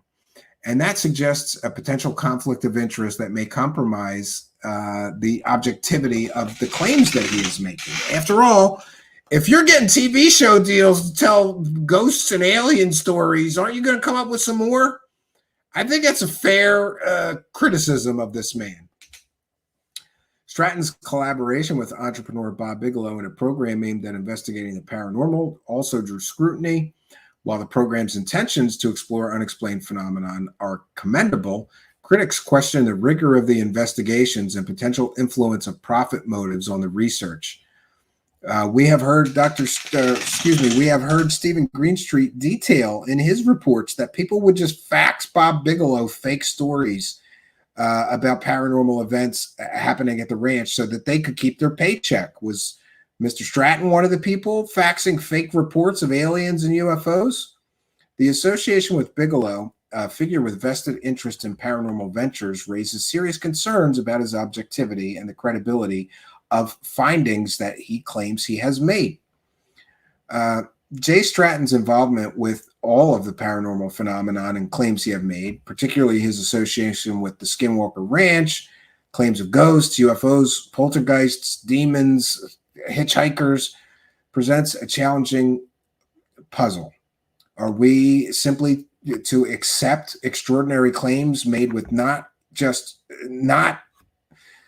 are we just to accept his extraordinary claims, which he makes without extraordinary evidence? In fact, he makes with absolutely no evidence except for his own stories and testimony. In a landscape saturated with sensational claims, the quest for truth and understanding demands a rigorous commitment to scientific validation of claims being made. So there we have it, Mr. Stratton. Wackadoo, wackadoo, wackadoodly-doo, friends. All right, now we have to get to one of my favorites, which is Dr. Garry Nolan. I've had a problem with Dr. Garry Nolan since the Greer documentary with the Atacama skeleton. It would seem to me that Dr. Garry Nolan, who, by the way, let me be clear, Mr. Stratton works directly for Dr. Garry Nolan, who has been involved with making fantastical claims of aliens and alien technology and bodies, and they're here, and never proven anything. Do you see that we see a common thread? All these people make these huge claims, but they never seem to have any proof. They never seem to provide any evidence. Could that perhaps inform us about Mr. Grusch's claims? Or is this going to be the one time in history when somebody making these fantastical claims actually provides the evidence and the proof? Or are we just too early here? I believe we may be too early here. We've talked about the cycle that these things run. First, we get huge fantastical fairy tales. Huge claims, alien visitation on Earth. It's true. It's all true. The government's in possession of alien technology. It's all true. The government is in possession of non-human biologics. That could mean a goddamn cricket. Who knows what non-human body? They imply alien bodies, non-human bodies. Well, it depends on when you ask him. When you ask him under oath, he didn't want to say bodies, so they come up with a new term. Non-human biologics. Great. Is this going to be the one time in history where one of these guys actually proves it? And look at all of the people around him and all of the claims that these people have made. It is ridiculous, the amount of claims that these people have made, the amount of money they've all made on making these claims, and the scant, if some would say zero sum of evidence that they have put forth to prove the veracity of their claims. So when we get into Dr. Garry Nolan, there's a lot of problems with Mr. Nolan. Now, I want to be clear in saying that Dr. Garry Nolan has made contributions to various scientific fields, including genetics and some other things related to immunology. It appears to be a very educated, intelligent man. However, I don't think being educated or intelligent precludes you from falling a little too deep down a rabbit hole and convincing yourself that claims with no actual evidence are true. Dr. Garry Nolan has made many controversial claims, and his association with many figures in the UFO community, like Ross Coulthart, disgraced Australian journalist, or Dr. Stephen Greer, UFO profiteering whore for disclosure that always needs money and has made millions of dollars. And also his involvement, he has had a lot of involvement in organizations related to the study of UFOs, always with a profit-driven motive, in my view. Dr. Nolan's association with Dr. Stephen Greer, who some would call a prominent UFO promoter, has raised eyebrows within the scientific community. Critics argue that such associations may compromise the credibility of his research, given the speculative nature of some UFO-related claims promoted by Greer, or some 100% proven false claims promoted by Greer. Additionally, Dr. Nolan's work on the Atacama skeleton has sparked debate over his methodology and interpretation of his findings. Also very suspicious, he's going to give us the proof of aliens with Dr. Stephen Greer, and that was hyped and hyped and hyped and hyped. And then what do we get? We get the under-deliver, and inevitably we get the big letdown. But in that money grab, Greer and Nolan hyped up this Atacama skeleton. This is definitely an alien. Well, they didn't say definitely, but it's got to be. It's got to be. Could be anything else, right? But we're going to give you the proof of it. Then they do this huge money grab. Greer collects, I'm not sure if it was $500,000 or $1 million to crowdfund a documentary about that thing. And there's no evidence in the actual documentary. It wasn't until months after the documentary that suddenly Dr. Nolan and his colleagues finished the in-depth analysis of that thing, and it was determined that it was a human with a lot of deformities, but it wasn't an alien. It was a human. Why couldn't Dr. Nolan have made Greer wait to put out the documentary and include the actual scientific evidence or proof, which basically said was an alien? It was a human. Why couldn't they do that? Why couldn't Greer wait? Why couldn't Dr. Garry Nolan refuse to participate in hyping that garbage until we had proof or evidence? Could it be because it was all a money grab? It was all a money grab. And if you tell people it's not an alien, you're not going to have very much of a money grab, right? And just for the benefit of people, I'm sure everyone here is very well familiar with that story, right? And so we begin to see a pattern of people overhyping and then under-delivering on their fantastical claims, right? But all the while collecting millions of dollars in money grabs for UFO stuff, right? Documentaries, book deals, TV show deals, speaking fees. They all need money before they can bring us the proof, but they never come up with the proof. So back to Mr. Nolan. It's also interesting that Mr. Nolan, in my view, and I admit that I am very, very skeptical of him.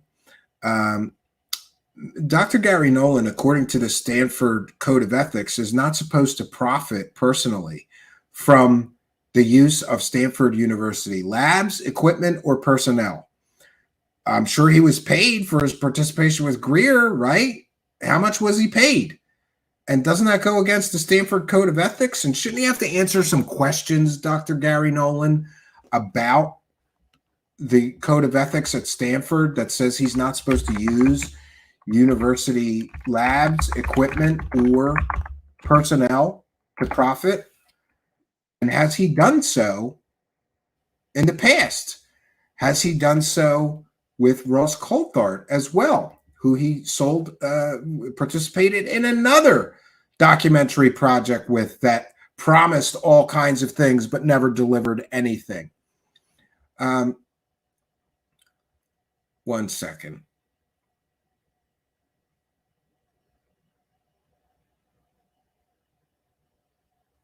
Okay, so Dr. Garry Nolan has also made claims of aliens on Earth and other unconventional phenomenon.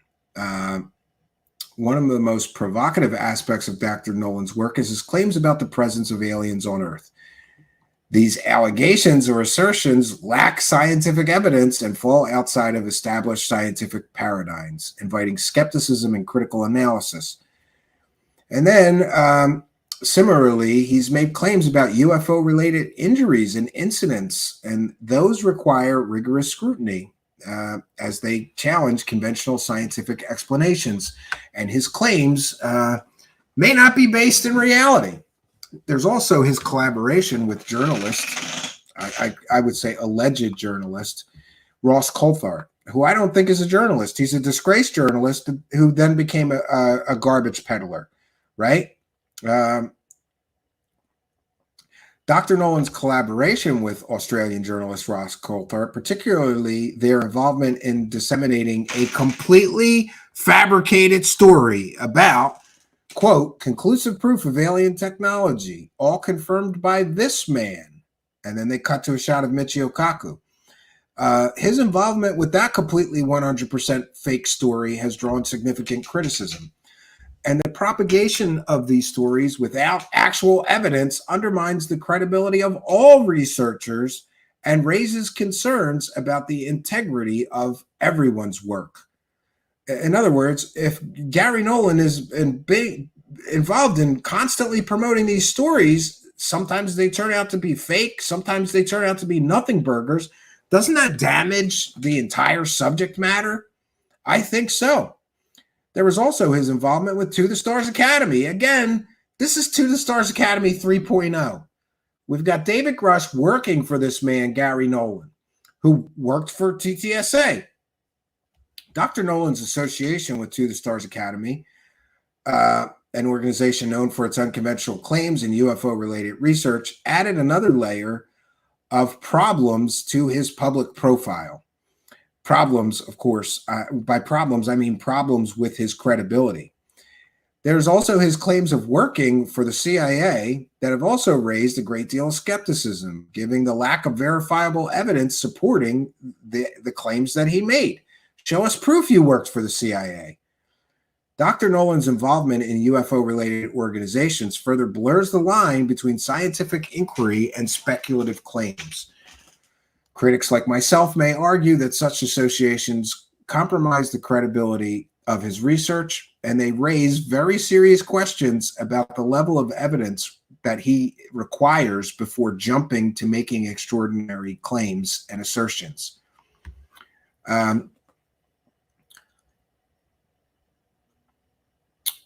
Dr. Nolan's got a history of, in my view, selling the credibility of Stanford University and his own credibility and the labs of Stanford to people who want to sell UFO stories. I will renew my questions about his inability to answer questions related to the ethics code at Stanford University. After all, they promised that Garry Nolan and Ross Coulthart promised that there was conclusive proof of alien technology, all confirmed by this man.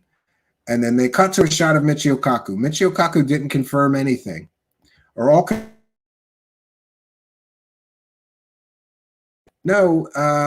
They didn't prove anything. They had no evidence. They had no proof. And Dr. Garry Nolan was seen in that piece at Stanford University in lab saying that he's going to get to the bottom of it. They're going to do the analysis. Later, he claimed that he couldn't do the analysis. Later, he made excuses for why he could not do the analysis work after, it's the cart before the horse. They promised they had conclusive proof of alien technology, and then the piece comes out, there's no proof of alien technology.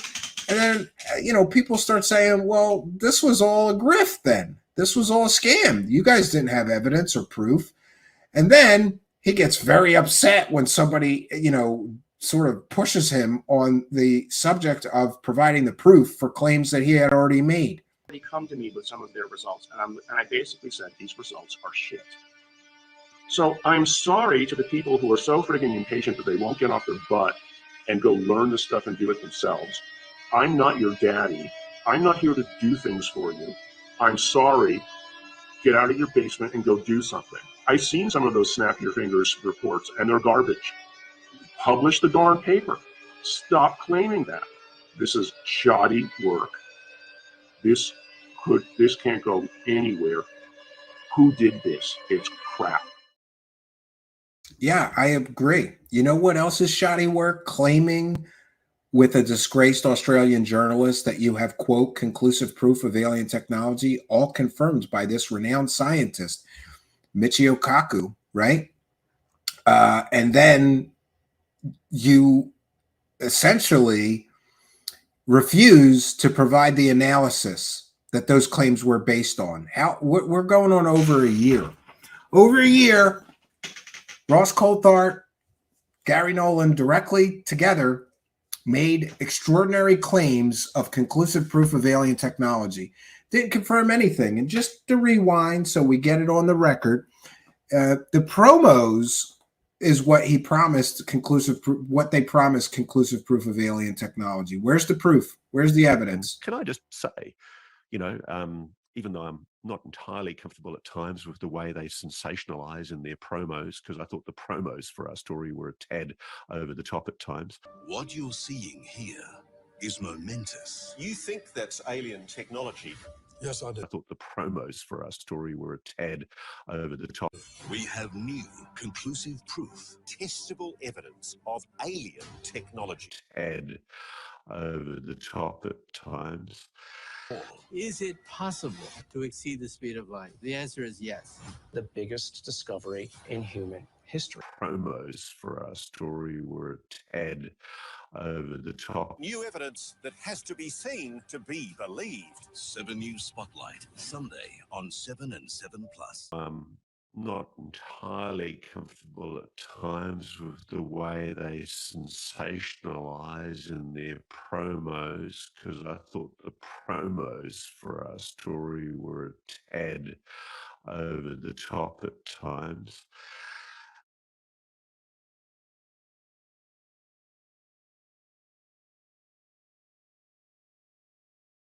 The most important discovery in human history, conclusive proof of alien technology, all confirmed by this renowned scientist. Well, it's been over a year. Where's the evidence of those claims made over a year ago? Where's the proof? No, they're back and they want new money. Forget about the old money we took from the UFO community and everybody on Earth for those claims we made. Forget all about that. We're on to new claims. There's a new whistleblower. His name's Dave Grusch. And by the way, it's important that we recognize and understand that Dave Grusch works for this man who made these claims more than a year ago and was also involved in this Atacama, which is a travesty. If you're using a dead baby to grift for UFO money, and you both are learned men of science, right? Stephen Greer was a medical doctor. Dr. Garry Nolan is supposed to be a world-renowned immunologist. Wouldn't those two learned men of science wait to get the results before everybody starts claiming alien stuff? Of course not, because that's not good for the money grab. You make the claims first, you promise the evidence, and then it's over-sensationalized, over-hype, the big hype. You got to sell these stories with big hype, over-promise. Then comes the under-deliver, and then we get to the inevitable letdown. And then you're on to the next story you can make money from. We saw Nolan with this Atacama, right? How much money did he make from that? Working with and for Dr. Stephen Greer. How much money did he make? It's a fair question. And did he use university labs, equipment, and even personnel to do that analysis? And isn't that against the Stanford Code of Ethics? But then forget about that money. We move on to the next money grab, which was this one with Ross Coulthart. We have conclusive proof of alien technology, all confirmed by this renowned scientist. And they show Michio Kaku. Go ask Michio Kaku what he confirmed.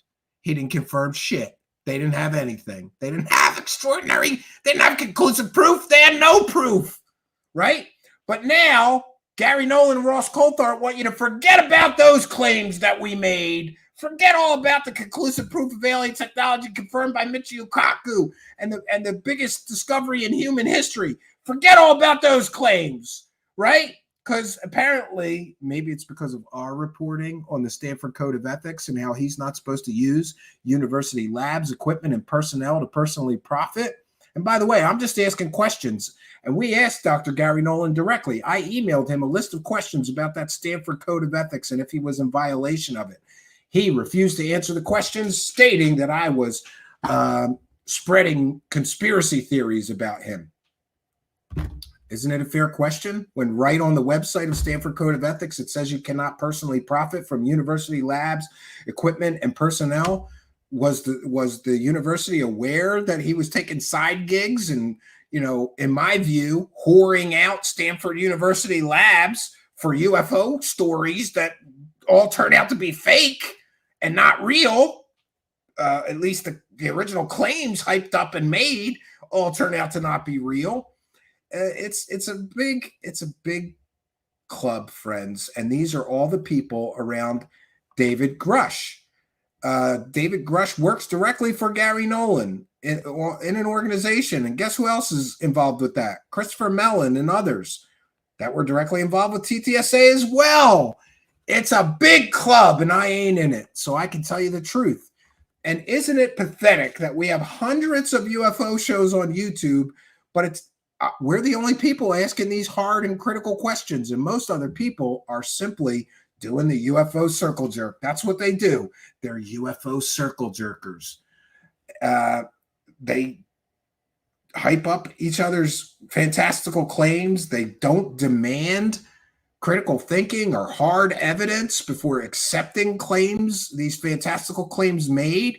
And then there's the forgiveness of all the past claims and money grabs that didn't turn out to be what they were originally, you know, hyped up as. I think this is extremely important. And again, we have to view all of this through the lens of history. And while we're there, we can get to Ross Coulthart and his controversial journalism that I believe is based entirely. Ross Coulthart's entire narratives are based on deception, sensationalism, lies by omission, and of course, profit-driven motives. We see this time and time again. All of these people very profit-based, right? The new big scoop, but you got to shell out some cash to get the new alien stories, right? And are these new stories going to turn out to be like the old stories that they hyped up and never delivered on? Or is, oh no, this time it's going to be different, right? You keep telling yourself that, but history is the greatest teacher. 1 second here. I apologize for the lack of visual aid.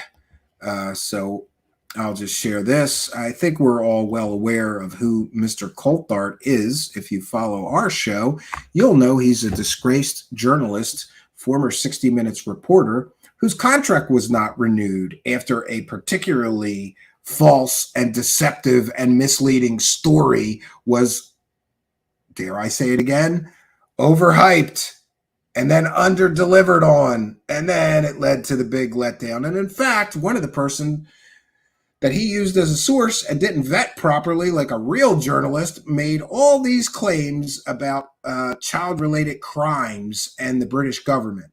That man was later arrested for making false accusations and false claims. That's the quality of the sources that Ross Coulthart relies on to sell super hyped up, fantastic stories that are over sensationalized, and they always under deliver, friends. So when we get into Mr. Coulthart, his journalistic endeavors have attracted a great deal of attention. And along with that attention came a great deal of controversy due to his involvement in very sensationalized and unverified stories, often supported by a great number of anonymous sources, just like his book. Lots of anonymous sources, no on the record comments. Well, I don't want to say no, but largely his book has got a lot of anonymous sources that he can't talk about. We need to critically evaluate his credibility. People are calling him an award-winning journalist. Well, maybe he used to be, but he's a shit peddler now. We need to get into why he may have been, or some people are saying he was let go from 60 Minutes Australia. He's denied that accusation, saying it had nothing to do with this. But shortly before his contract was not renewed with 60 Minutes Australia, Ross Coulthart was behind a British Parliament sexual crimes against children story. Coulthart's involvement in that story implicated the British Parliament in a ring of child predators and made hugely serious allegations. And that story drew widespread attention and eventually criticism when the story that he was selling fell apart due to terrible sources, people with a history of lying and telling fantastical fairy tales, and a lack of actual journalistic investigation into the story before running with these very serious accusations. The story relied on very questionable sources and completely unsubstantiated claims with no evidence. Just a story, allegations, very serious allegations somebody made against a great number of British government people. And this, of course, led to accusations of deception and misinformation in a piece by Media Watch. When Media Watch examined the story, they exposed Ross Coulthart's lack of credible evidence and his extremely piss-poor journalistic practices he used in the production of that piece. Shortly afterwards, there was a departure from 60 Minutes Australia, because following the controversy of that story, and its subsequent criticism by Media Watch and other real journalists, Coulthart's departure raised questions about the impact of credibility concerns of his so-called journalist career. The story's lack of substantiation and resulting fallout, some say, likely played a role in his departure from the 60 Minutes Australia program. He has made dubious claims about aliens and extraterrestrial technology since that story and the separation from 60 Minutes Australia. Coulthart's foray into the realm of UFOs and extraterrestrial phenomenon has been marked by sensational claims and a lack of any real or verifiable evidence. Do you see the theme here? All these people make these huge claims, and then they don't deliver on the actual evidence. His assertions previously of having, quote, conclusive proof of alien technology, all confirmed by this renowned scientist, Michio Kaku, would seem to be deceptively edited to include endorsements from renowned physicist Michio Kaku. And those claims and the deceptive manner in which he edits pieces to sell a fantastical fairy tale that's completely, totally false, not true story, those attempts by him to sell completely fake stories have drawn skepticism from both the journalist community and the scientific community. His claims about giant spaceships on Earth, alien technology, back engineering programs, and even alleged alien bodies raise concerns about the veracity of his sources, which are often anonymous, and the credibility of his narratives. Could it be that he intentionally overhypes, over-sensationalize, and then inevitably under-delivers when it comes to providing the evidence of his claims? There is also, of course, the profit-driven motives and sensationalism, because there's a reoccurring theme in Coulthart's journalistic pursuits, and that is profit-driven motives. He needs book deals, documentary deals, TV show deals, and more. Big money gigs bringing a big story to News Nation, who, by the way, is directly connected to George Knapp's Mystery Wire. It's all a big club. Critics like me argue that his inclination to promote sensational and unverified stories is often accompanied by book deals, documentaries, TV shows, and other revenue-generating ventures, raises very, very serious ethical concerns about his jump and his rush to prioritizing profit over actually providing real and verifiable evidence, and over his own journalistic integrity. Some would say his lack of journalistic integrity. Pardon me. Mr. Coulthart, his journalistic career has been marked by a great amount of controversy, an incredible amount of sensationalism, and unproven claims. While his stories may be successful at capturing public attention, the lack of evidence that he sometimes overhypes and over-sensationalizes and promises before the money grab is finished, as well as the lack of credible evidence, questionable sources. All of that underscores the need for critical scrutiny and skepticism about any stories or any claims being made by Ross Coulthart. And again, what we get with Ross Coulthart is an inability to answer hard questions. Have a hard question, you get blocked, right? But he will do the circle jerk shows where they just let him tell fairy tales unchallenged.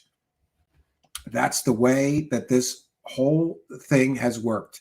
Ross Coulthart has been a garbage peddler for some time.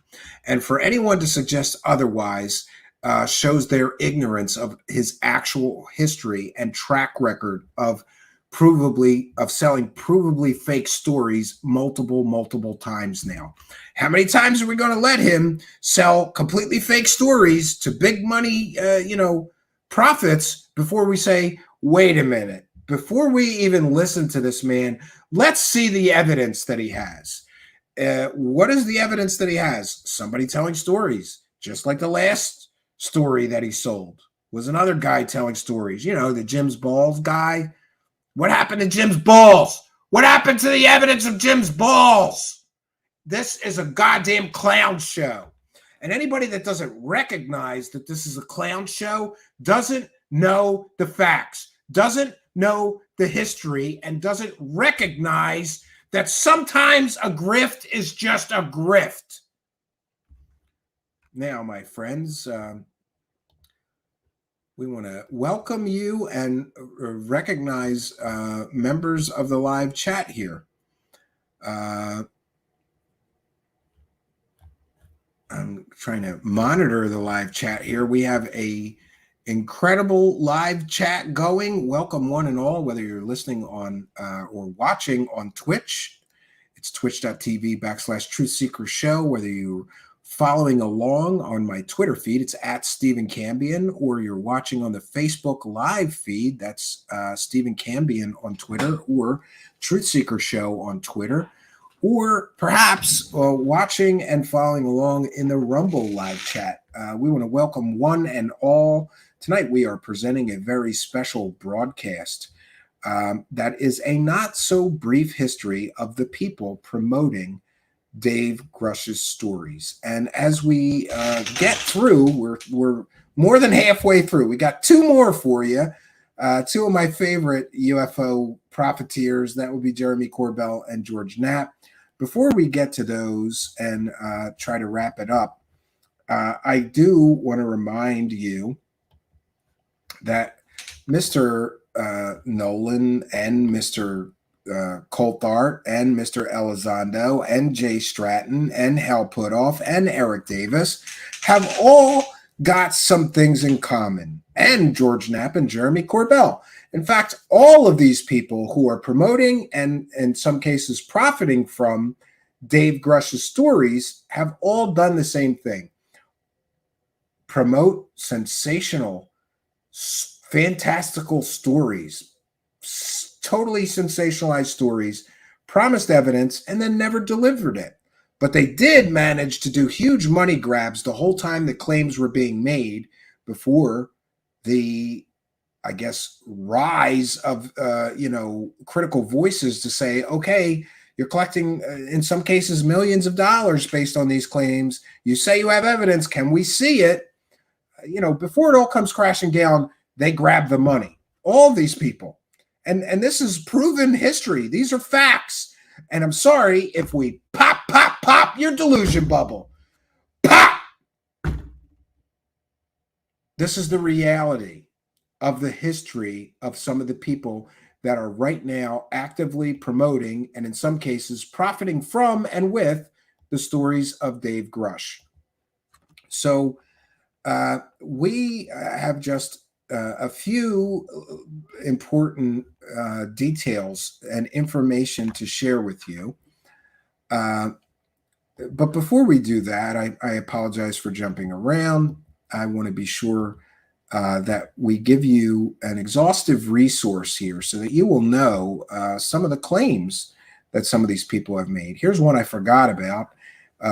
Dr. Garry Nolan making some pretty extraordinary claims about alien bodies. And this is really fascinating, the whole eminent domain, but linked into this is if there are actual materials, objects, frankly, bodies, this is in the documentation, so it's not like I'm raising it. There's biological material. That's a nice way of saying bodies. Biological material. The review board will have the option to actually inspect it in person. Oh, the review board is going to be able to inspect the alien bodies. Well, where are the alien bodies? When was that review board? How long ago did you make this statement? And isn't that a non-human biological behind him? Yeah, that's right. A cat is a non-human biological. Dr. Garry Nolan is in possession of non-human biologicals. You know, the claims that these people make are absolutely out of this world. And the fact that they're so easily able to make these fantastical claims without any scientifically verifiable evidence of the claims being made, I think that more than anything speak volumes. And there is, of course, news stories being generated about egg-shaped non-human craft recovered in the 1980s. These people haven't proven any of their past claims. They're on to new claims. That's how this works. It's called the Cosmic Con Shuffle. You put out fantastic claims. You promise that this is a really true story, and we've got all this evidence. And then before you actually provide evidence of those claims, you do the money grab. Then you got to under-deliver because you overhyped and over-sensationalized the claims too much when you had scant or little, some would say zero, evidence of the claims made. And then you do the Cosmic Con Shuffle, and you come back with news stories. That's how this whole cycle works. So we are going to explore the last two contestants here. But before we do that, now it would be a good time to remind you that we are a viewer-supported show. And by the way, I got told I was running a grift on Twitter today because we have some videos behind a paywall. But what people don't understand is that all of my content is now and will always be free. People can choose to support us. We're not making millions of dollars lying to people. We're getting an income from providing people with valuable evidence that they find so valuable they're willing to throw a couple of bucks in our hat so that we can continue to do this show as a public benefit. And that's what I believe our show is, a public benefit. We give people all the evidence we can. We don't sell half the story to you and do a money grab and then run away when people start demanding the evidence or the proof. We try to give you balanced coverage, both sides of the story. Unfortunately, we do tend to focus on the more critical sides of these stories because no one else does. And the people selling these fantastic fairy tales, usually they give you just a little bit of the story, and they don't give you the full context. That's what we're here to do. We're here to give you all the lies by omission that these UFO profiteering people leave out. We try to include. I consider what we do a public benefit. It's also worthy of note that I do not live off of the show's income here.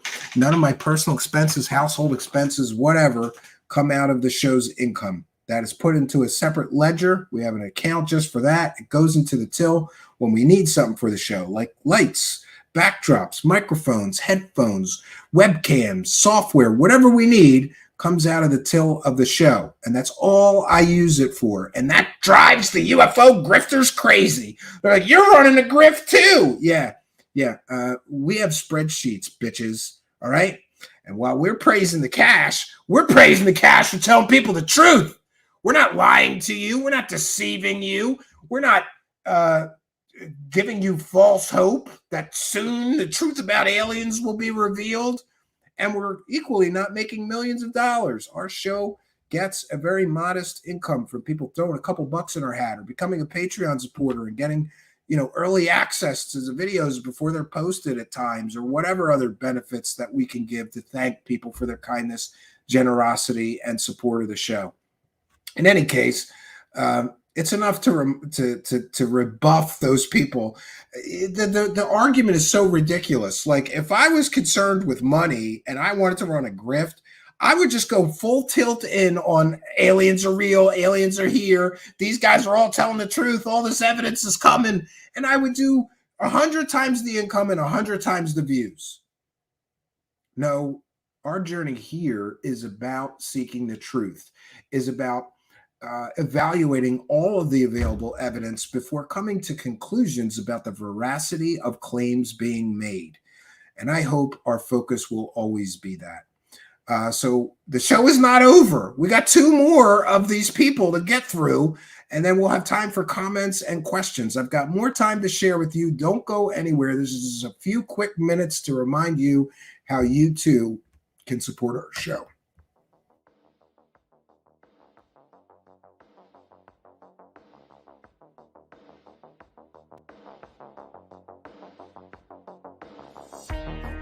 Truthseekers is a viewer-supported show. Wonderful people like you who enjoy this show send pledges in the form of super chats, super stickers, super thanks, PayPal, or Cash App. Instructions for how to help are in the description. You can also join our Patreon, and for as little as $1 a month you can get extra content. Patreon supporters get a backstage pass, early access to all our production videos before they are distributed publicly, Stephen Campion's music, private writings, a monthly show journal, and more. You can also become a YouTube channel member for $5 a month. A YouTube membership includes all of the Patreon benefits, plus a special members badge, priority reply to video comments, and the live chat, plus a monthly members-only video. We thank you all, kind and generous benefactors, for supporting Truth Seekers. Thank you for your generosity and support.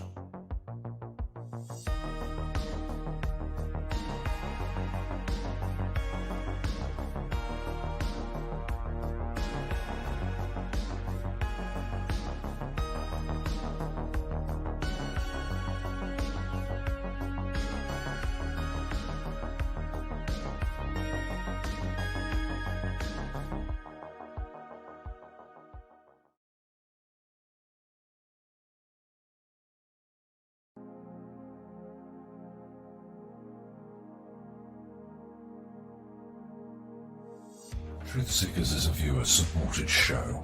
Now there's a great way to support these broadcasts and show your support. Please be sure and check out our merchandise store. Links to our 2 merchandise online stores are in the links to this video or podcast. The Amazon storefront ships super quickly in the United States, Great Britain, and in many more places. Amazon may not ship to your country or location. If that's the case, hit our second merchandise link in the description and visit our Redbubble storefront. Merchandise from our Redbubble storefront ships worldwide, but may take longer than Amazon. We've got a great deal of super high quality merchandise for you to choose from, including t-shirts, phone cases, sweatshirts, and even pillows. The feedback from our products have been overwhelmingly great. Quality products and fast shipping. People all over the world are buying some merchandise and showing their support of the show. Praise the cash! Praise the cash! Praise the cash! We thank you all, kind and generous benefactors who are buying some merchandise and helping us to continue this journey.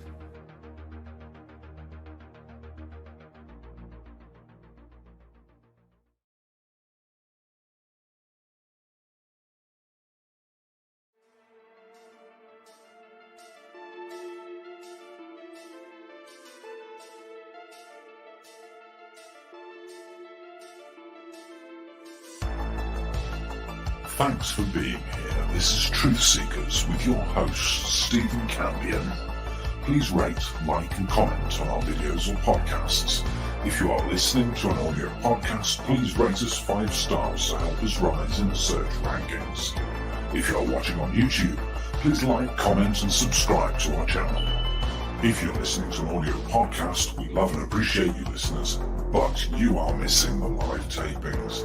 All our shows are recorded live with video feed. We'd love you to come be a part of our live broadcasts and tapings for the podcast. Head on over to YouTube, click the search tool, the little magnifying glass, put Truthseekers, one word in the search bar, and hit enter. You'll see a strange and mysterious guy with sunglasses. That means you found the channel. Go there, smash the subscribe button, and hit the notification bell to receive up-to-date info on our YouTube channel. We welcome you to be a part of our live taping and our chat room during the live broadcasts. Seek the truth. Speak the truth. This is Truthseekers. Truthseekers.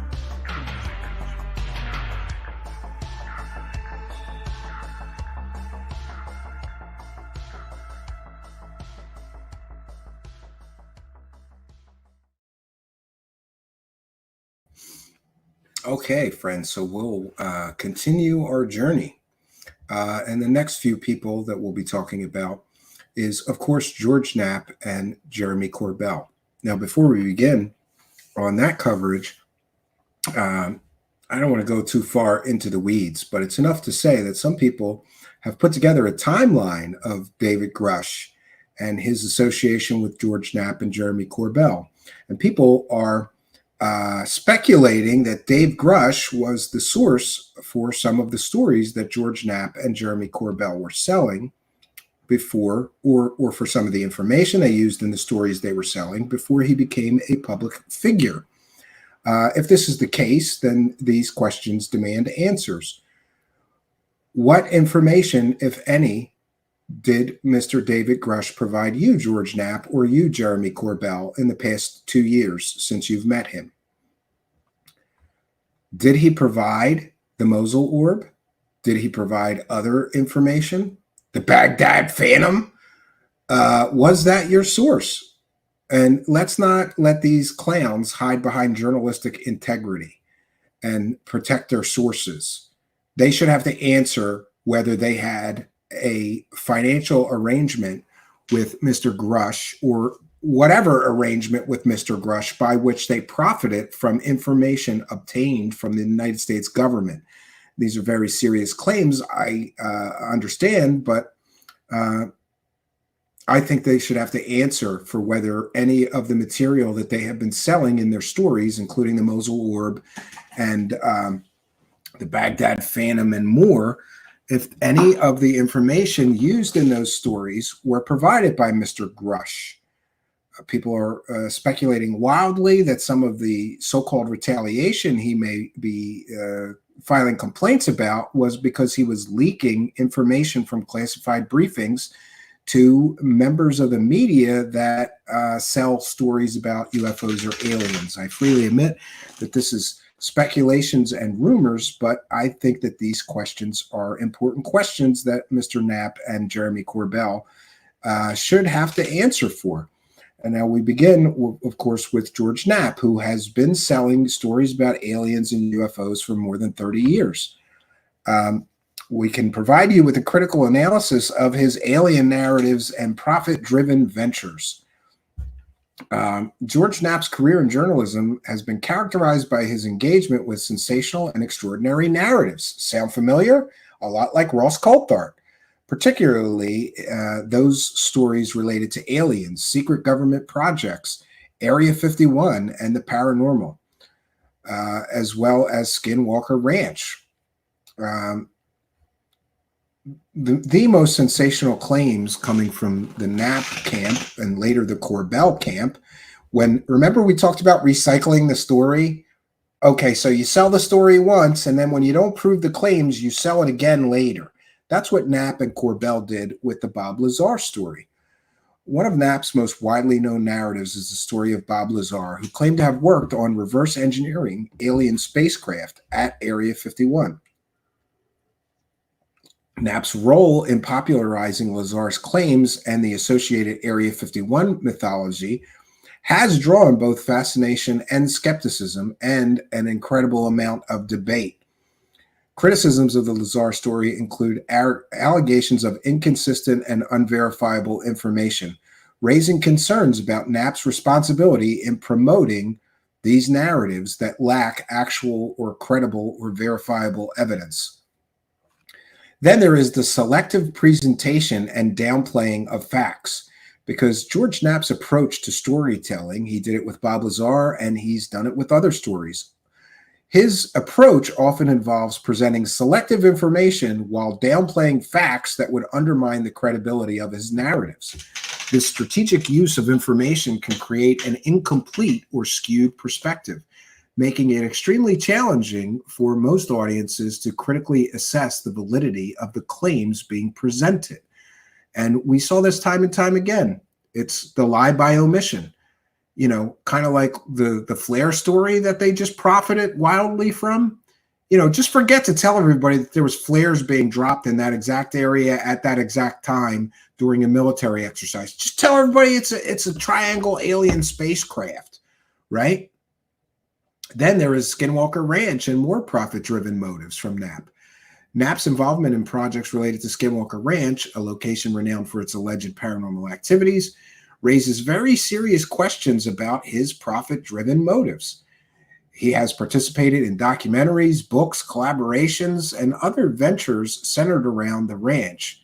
And this suggests a very serious potential conflict of interest that may influence the objectivity of his reporting. And then, of course, I have harped on this. There is the importance of getting the complete story. The reason that the Bob Lazar story works at all is because they leave out half of the story. It's extremely important that you get the complete story. The complexity of evaluating sensational claims requires a comprehensive approach that considers all available evidence, context, testimony, potential motivations behind the narratives. But Knapp's tendency is to present only certain aspects of a story, and this highlights the necessity of seeking a complete picture before drawing conclusions about the veracity of the extraordinary claims made by George Knapp, who profits from all these claims.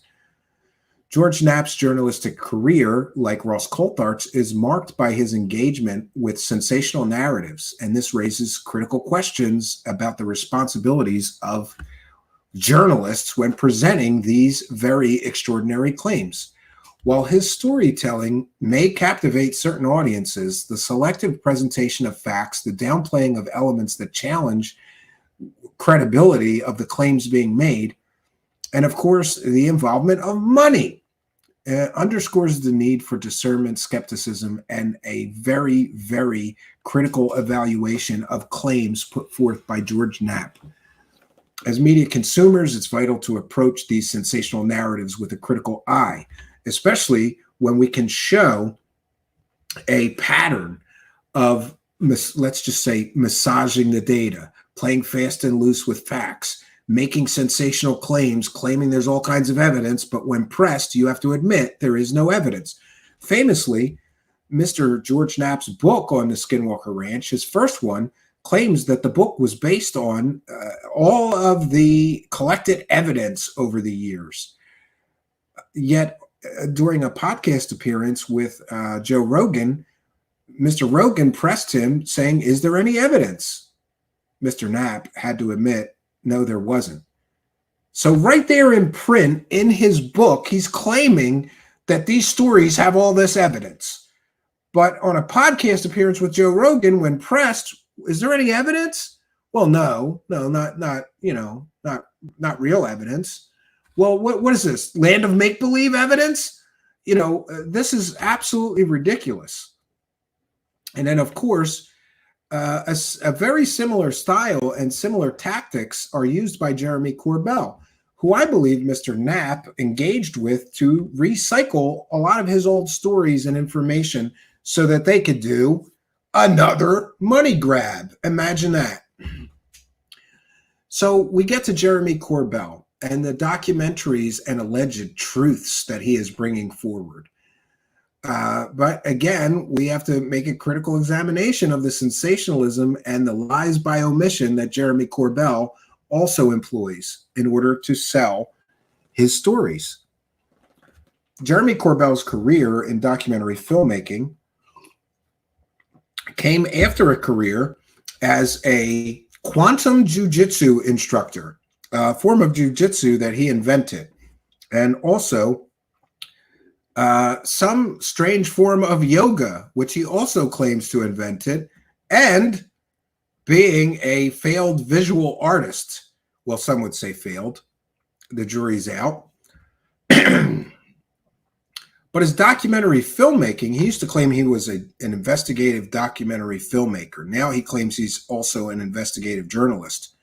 I would submit to you that he is neither, because his career in documentary filmmaking has been marked by his engagement with sensational and extraordinary unproven narratives, often centered around the claims of aliens, secret government projects, and some very paranormal phenomenon. If we critically examine Corbell's documentary work, we find a pattern of deception, misdirection, and lies by omission that he employs in order to make his stories work and sell much better than presenting the full story. The Bob Lazar story, his documentary played a significant role in repopularizing the story of Bob Lazar, who again claimed to have worked on back engineering alien spacecraft. Those narratives have attracted both intrigue and debate. And the debate rages on. Just go on UFO Twitter and write something about Bob Lazar. You'll get believers, skeptics in 3 hours or 3 days of arguments about Bob Lazar. Critics argue that Corbell's documentaries often emphasize certain aspects of the story while downplaying or omitting facts that may challenge the credibility of the claims made, potentially leading audiences to form incomplete and misleading conclusions about the truthfulness of the stories he presents. We've seen a lot of that in the Bob Lazar story. He had access to Bob Lazar's family, didn't ask about his education or if they attended his MIT or Caltech graduation, or he did, and he didn't like the answer, so that ended up on the cutting room floor. This is the lie by omission that we keep talking about. The selective presentation and omission. Corbell's approach to documentary filmmaking often involves presenting a specific narrative angle while omitting contradictory or inconvenient information that would serve to prove the story is not true as he presents it. This practice can create a distorted perception of reality, leading viewers to believe that they have been presented with the whole truth, when in fact, crucial context or counter-arguments have been deliberately left out in order to sell the story. And we can get into the lie by omission and the integrity of so-called investigative filmmaking or investigative journalism, because Corbell's use of that lie by omission method, wherein relevant information is deliberately omitted to support a particular narrative, that directly challenges the principles of any kind of documentary filmmaking integrity or journalistic integrity or responsible reporting.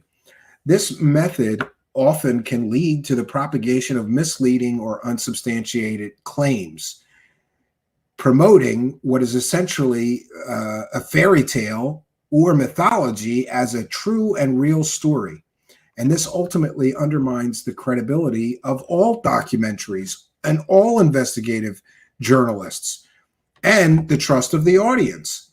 Once people become wise to these methods, they will question even people that are giving you the full story or trying their very best to. This is the damage. Jeremy Corbell and George Knapp have done more to damage the credibility of this subject than anyone on earth, in my view.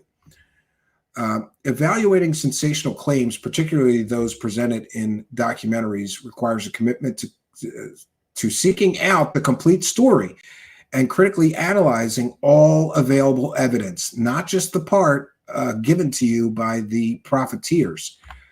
We can also talk about one of his films, Patient 17, and alleged alien implants, because Corbell's documentary, Patient 17, which claims to present evidence of alien implants being removed from alleged alien abductees, has also drawn a lot of controversy. There is a lack of rigorous scientific validation or any peer-reviewed evidence supporting these claims of alien implants. But that didn't stop him from creating an entire documentary making those claims. The documentaries focus on just anecdotal accounts, in other words, just stories, and the over sensationalism raised by the hyping of the so-called true information presented in the film.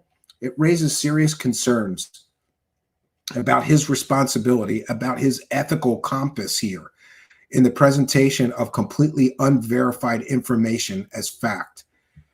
Jeremy Corbell's documentary filmmaking is characterized by the promotion of very sensational, overhyped, and unverified claims. And this raises significant concerns about his integrity and his motives. Why would you purposefully leave out half the story? Unless it's all a money grab, friends. His selective presentation of information, use of omission, and portrayal of unverified narratives challenge the credibility of his work and those that work with him. We have seen Jeremy Corbell get the story wrong over and over and over again. The pyramid story. Pyramid spaceships. No, it wasn't, right? Let's see. Flares. It was a giant triangle spaceship. No, it wasn't. Bob Lazar. Oh, we forgot to tell you he was a convicted pimp who never would have been given clearance to work on any government project because his education was completely and totally fake. And he had just declared bankruptcy, and this was during the height of the Cold War. And his wife was a convicted murderer with at the time, his wife was a convicted murderer with very strong ties to organized crime. He leaves out the part of the story, such a huge part of the story. Why would you leave that out? I believe Jeremy Corbell lives in a delusional fairy tale world where he's bringing people the truth. But even Mr. Corbell knows it's not the truth. Certainly not the whole truth. Certainly not nothing but the truth. The truth is not malleable. The truth is not dependent on massaging of data. The truth remains the truth. Jeremy Corbell does not bring you the truth, and he doesn't have any verifiable real evidence or information to tell you. No, instead, Jeremy Corbell always has a news story to sell you. And even though he hasn't proven any of his previous claims, he'll always be back with, again, not a new story to tell you, but a new story to sell you. And with that, my friends, well, I could share with you, in fact, I will. There is more exciting claims being made by Mr. Corbell. And even though he hasn't, proven past claims, here we are again with brand new stories. Do you notice the pattern here? And this is how the pattern works. You come out with fantastical, sensational, overhyped claims. You underdeliver. Inevitably, that leads to the big letdown. And then you just come out with new stories and new claims of fantastical things coming. There's fantastic things that are coming soon.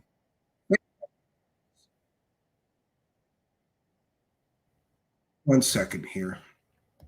And Mr. Corbell, of course, is a media talking head, a so-called UFO expert.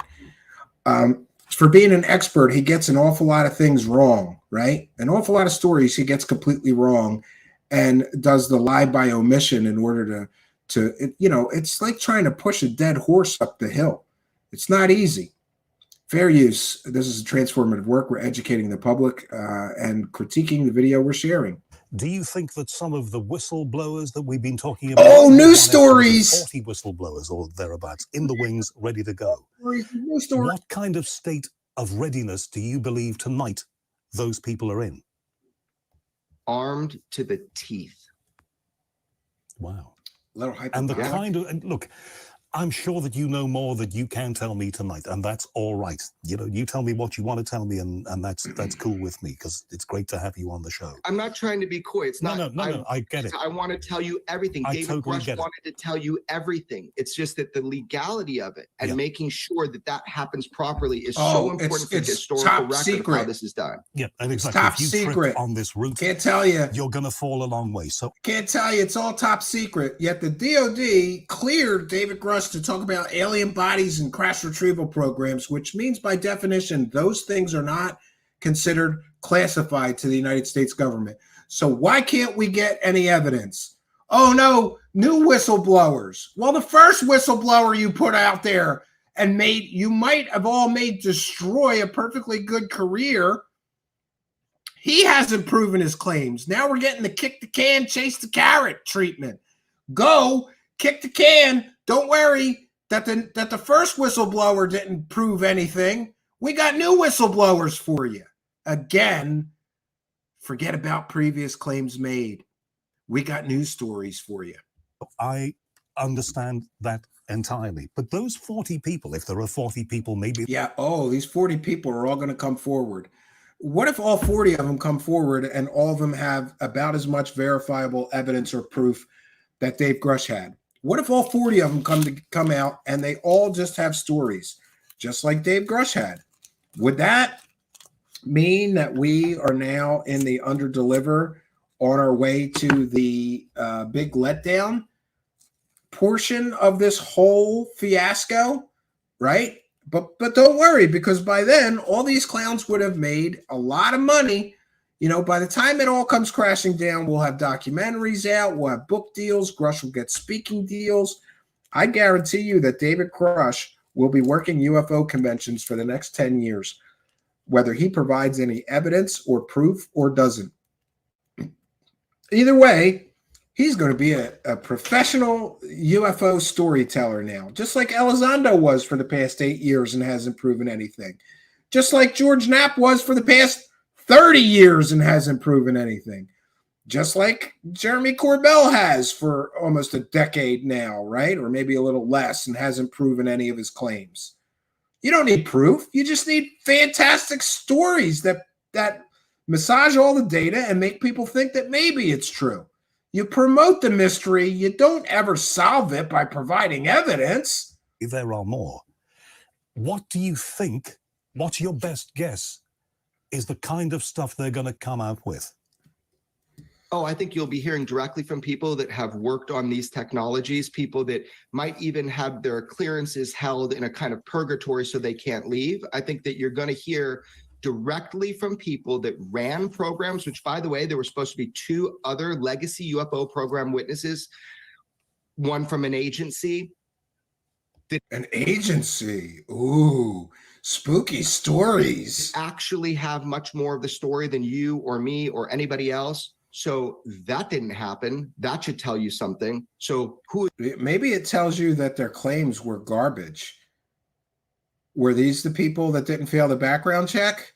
Jeremy Corbell? Are you leaving some things out here? Right? Are you massaging the available data? Are you doing the lie by omission? Oh, some people couldn't testify. Well, did you forget that they couldn't testify because maybe they didn't pass a basic background check?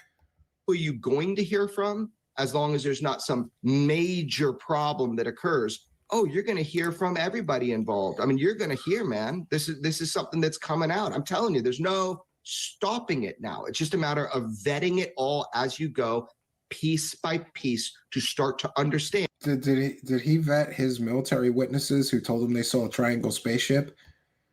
He wants us to do research. Does he do research? Jeremy Corbell is the most piss poor UFO researcher, UFO expert on planet Earth. You know, it's evidenced by the way he leaves so much out of the stories that he's hawking. But again, you know, it doesn't take a nuclear physicist or even a fake nuclear physicist like Bob Lazar to figure out that there's a reason that they leave so much information out when they're pushing stories. They don't want to give you the full story. And a different version of what you've been told the reality is. When's this going to happen, Jeremy? Do you think September? I do not predict things I do not have direct control and my finger on the button of, but I will tell you, not only have plans been made, they made plans. Oh, there's plans. Oh, have been enacted to make sure to protect people. How the world handles David Grusch is going to change everything. It will be the so far, everybody but News Nation is more or less ignoring him, except for some YouTube channels and smaller news outlets. There was some mention of him, but most of the major media is kind of like, well, what if it's true? He didn't show us any evidence, though. Easy way. And then we get the excuse for where the evidence is. We get excuses. Now, before any evidence is shown of Grusch's claims, they're going to put new people forward with new claims. Just like I said, don't provide proof or evidence of past claims. Just come at people with new, fantastic, sensational claims and hope they forget about the claims you already made that you never provided the evidence for. Or it will be the hard way, because David Grusch is telling you how it is, what he knows, and he's got a lot more to say. So how he's handled gives permission to everybody else to come forward the right way. They don't need permission. There's whistleblower protection, right? Compared to the wrong way, which would be directly through a journalist like me. I'm always passing people forward through the right way. Oh, sure. He does things the right way. He does things the right way. This clown has made millions of dollars selling lies, but he's going to tell you he's doing things the right way. He just bought $1 million house somewhere that he made. The house was built on lies, bought on lies. Congratulations, Grifty McGrift a lot. Listen, people know and can understand that I am not somebody to mince words. These people are actively deceiving people for profit. And listen, if you're going to make absolutely world-shattering, fantastical claims, you better come with some evidence. Don't come with, oh no, there's some new people are going to tell new stories. Don't worry about the old stories and proving those. We're moving on to new stories from new people. And the cycle repeats, rinse and repeat, and rinse and repeat, friends. So this will conclude our presentation. I'm going to take some comments and questions from the live chat. Thanks so much, all of you, for being here. If you're just joining us, we have tonight provided a presentation of a not so brief history of the people promoting David Grusch's claims.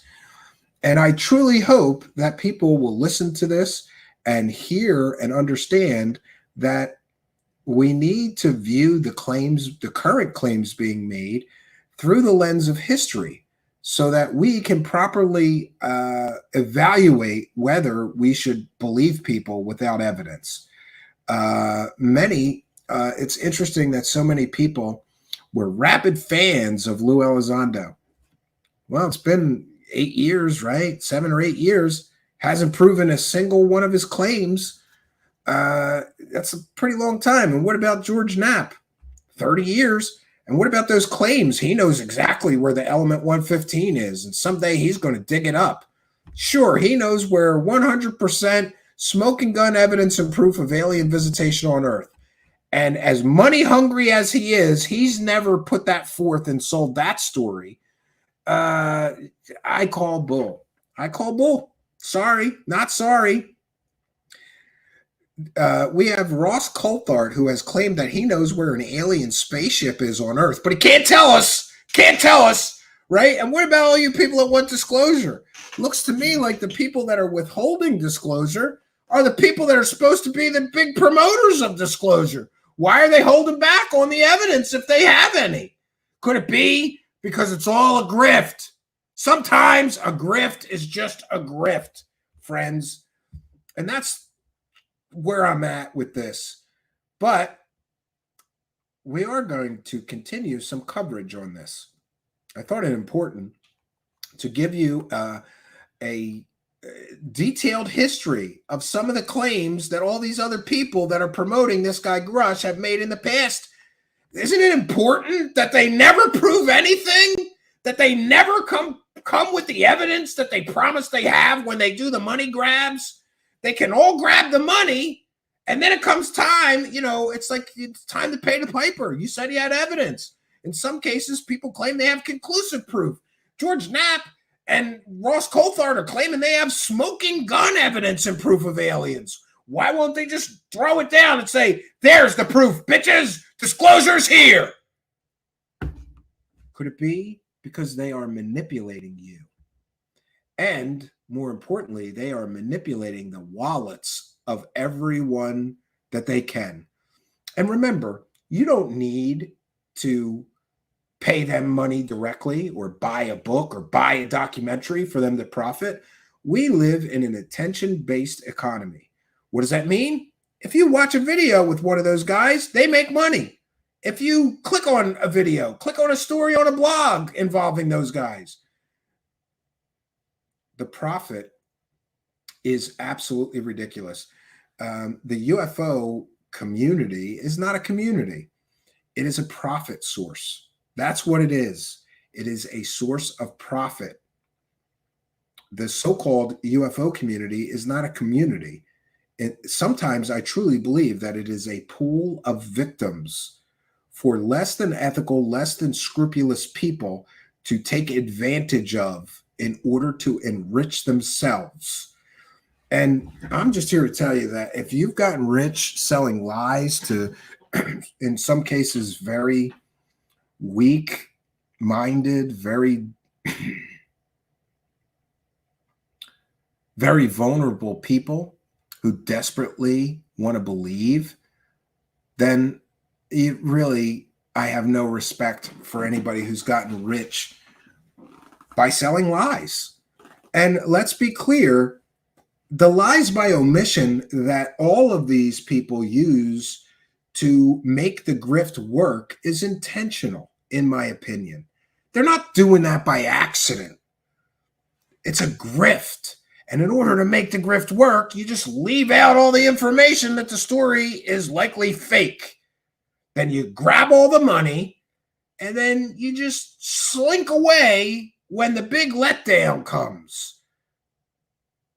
This is how I have observed an incredible amount of this work over decades now.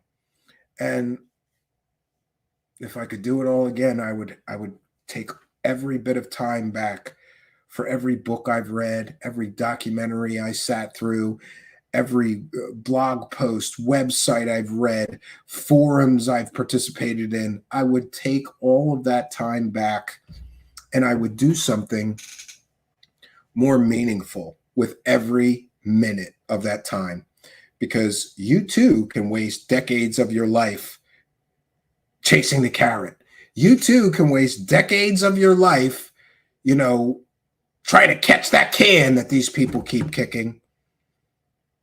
If you're looking for truth, people who are proven deceivers of men is not a good place to look, my friends. And that's where we're at, and that's where we find ourselves. Now I'll take some comments and questions from the live chat. Matt G is here and says, it's straight up for entertainment. Yeah, but a lot of people are here for answers. If I want to be entertained, I can watch Star Wars, or science fiction. By the way, that Ahsoka looks great. I'm looking forward to that. I'm looking forward to Mandalorian. I'm looking forward to if there's going to be another Star Trek Picard or related Star Trek Picard series. People are talking about Generations. I'm looking forward to some comic book movies and the reforming of the DC universe and the continuation, I hope, of the Marvel Cinematic Universe. If I want to be entertained, I'm willing to go to fictional sources. But people are not presenting this as fiction. They're presenting this as true, but they never prove it. And that's where we're at, and that's where we find ourselves.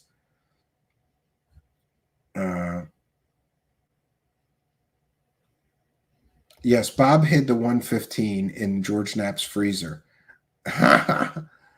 Mike Rotunda says, let's just say it's stupid people. I like to say vulnerable people. You want to believe in aliens, but you don't. Believe in Jesus. That's the problem. Dark forces are in a lot more things than UFOs. Yeah, I agree. Mr. Ian says deceivers of men. Yeah, absolutely. Dan Prospero is here and says false disclosure, government gets more military funding, and these shills will join the ranks of Dr. Greer. Yeah, what's going to happen when this whole thing comes crashing down? I'm telling you, they're all going to do the Cosmic Con shuffle. They're all going to take like a year off, and then they'll all be back with brand new fake stories that they equally won't prove. But this is, I thought you couldn't get worse or better than Ross Coulthart and Dr. Garry Nolan's big bluff. Remember? Conclusive proof of alien technology, all confirmed by this man. And they had no evidence, nothing. I thought they couldn't possibly bluff bigger than this. They're wasting Congress's time with this guy. Where is the evidence? Where is the proof? I don't understand. What are they going to do if they don't come through with the proof, dude? That's why I will say, like, 1% of me thinks there must be some kind of smoking gun evidence or proof, or these people wouldn't be so adamant pushing this grift cart up the grift hill here. Like, come on, they got to have something. If all they have is more people telling stories and no evidence or proof, this is going to be a real shit show. Mark Tirana says, I don't regret the time I've wasted. It's been interesting to say the least. Yeah, I guess it was interesting, right? Ganja73 says, your hair is growing out, Stephen. It looks great. Thank you. And my wife has just requested that I let it grow in just a little bit longer and then just get it trimmed up and leave it this length. I think she prefers it around this length. Too short before, too long before the big chopping off. So,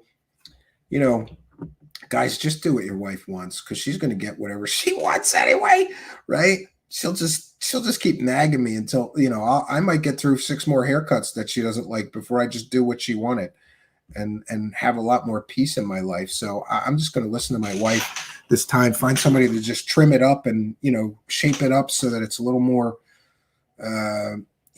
orderly or whatever. Trim it up. Yeah, I'm going to keep it that way. Victor Wag, I believe in JC, Jeremy Corbell. Well, I'm sorry to hear that. Taxpayer says, put 115 in the hole. Energy comes out the other hole. Yep, you're right. Fireflies in the Lighthouse says, we can get them on federal wire fraud charges. That's the best strategy, I think. Who knows? I've been going down the UFO rabbit hole since I've been a teenager. I'm in my 40s and we never get any hard evidence. Yes, and that's what I'm talking about, Matt G. We have to view all of this through the lens of history. History is our greatest teacher, after all. By the way, I did want to mention, I want to throw a tomato at them, says Bobby Broadway. And thanks, by the way, for being a member, and thanks to all of our kind and generous members. We thank all of you. It's so rare. They're just using it to make China and Russia fear what we have. Yeah, that's what a lot of people believe. At least you got hair. I got one hairstyle, shaved head. Hey, I'll get there.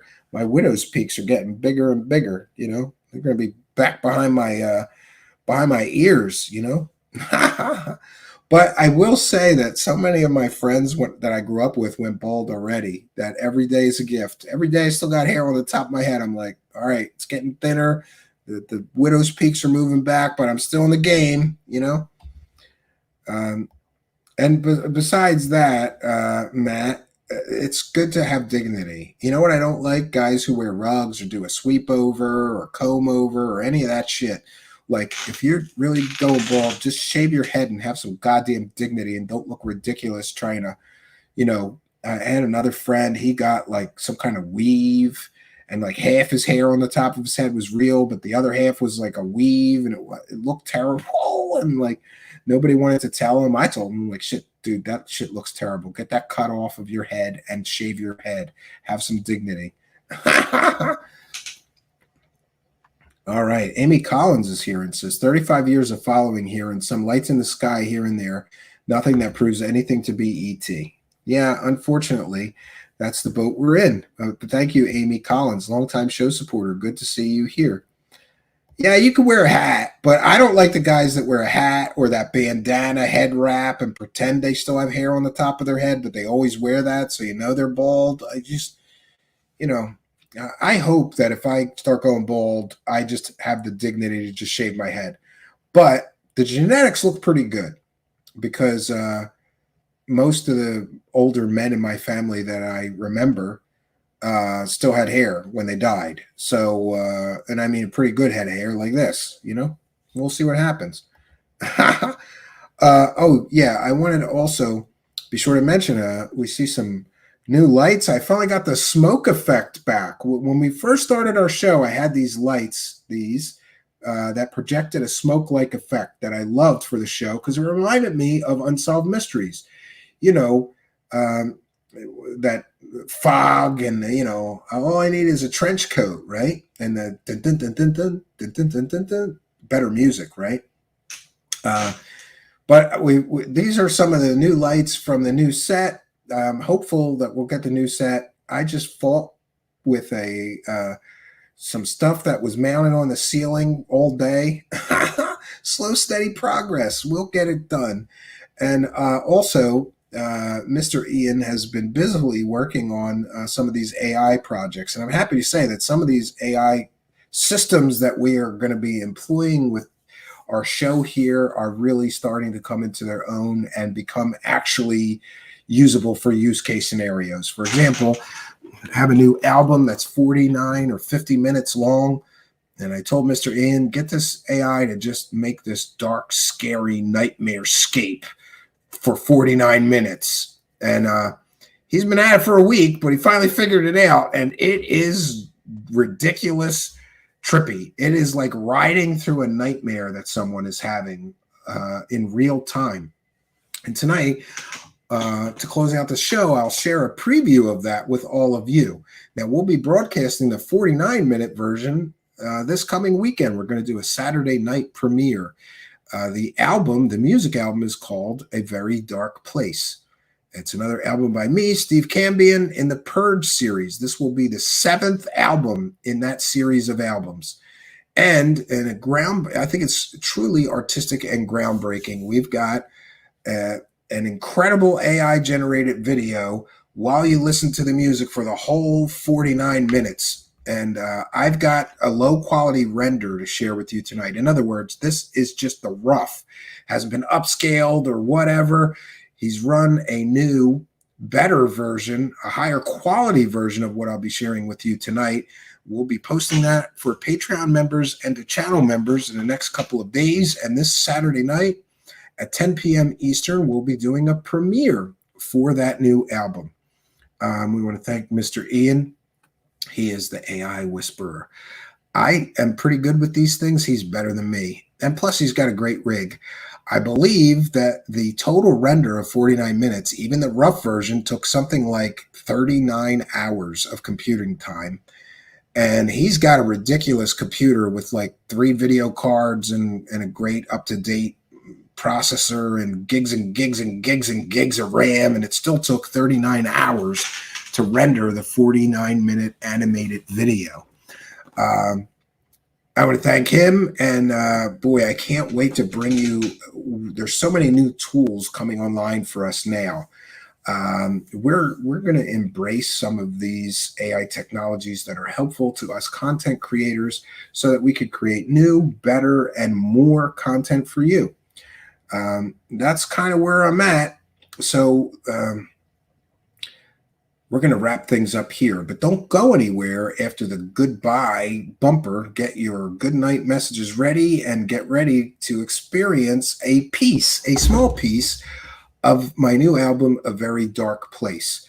And it just so happens that the single that I'm going to share with you tonight is the title track to the album, A Very Dark Place. So we want to thank each and every one of you for joining us tonight. We want to thank you, kind and generous Patreon supporters.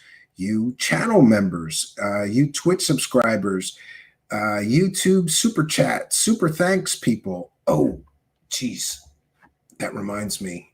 I missed two, didn't I? I'm so sorry. 1 second. Let me see if I can't find those. I remembered that I saw them, and I almost left those out. So I apologize. Always feel free if I miss a super chat to say, "Hey, you missed my super chat." We read every single super chat and thank those people for their kindness, generosity, and support of the show. If I can't do it through the chat, I'll share. Wingback chair. Bobby Broadstone. Okay, we got him. We want to thank Trolley Troll for a kind and generous $5 super chat, who says it would be more, but I probably have to buy a new phone now. Well, I'm sorry to hear that, but we thank you for two things: being a member and for throwing $5 in the hat. Longtime show supporter Trolley Troll. Thank you for your kindness, generosity, and support. Trolley Troll's a member. He throws $5 in our hat every month to help us praise the cash, and he throws a little extra. Hey, I hope you get a new phone. Thank you for your kindness, generosity, and support. It is much, much appreciated. And Bobby Broadway wants a wingback chair. And thank you, longtime show supporter Bobby Broadway, for your kindness, generosity, and support. I'm gonna look into it, because so far I think I'm up to $15 for this wingback chair, and I don't even really know what that is. We're gonna have to look it up. And if I can find one and it's something I would want to sit in during the show, I would be happy to do that for you. Bobby Broadway, longtime show supporter. Thanks for always helping us to praise the cash. Much, much appreciated. And we have Keith with a kind and generous $4.99 super chat and no message. But we thank you, Keith, for your kindness, generosity, and support. It is much, much appreciated. And it warms my heart that people all over the world from all different countries and languages and money types, everybody is so generous with helping us to praise the cash that we can't help but be humbled. You guys give me an attitude of gratitude. Thank you so much for all your kindness, generosity, and support. It is much, much appreciated. So I hope that we have given you a good and thorough understanding and education into the history of these people who are pushing, promoting, and in many cases profiting from the stories of Dave Grusch.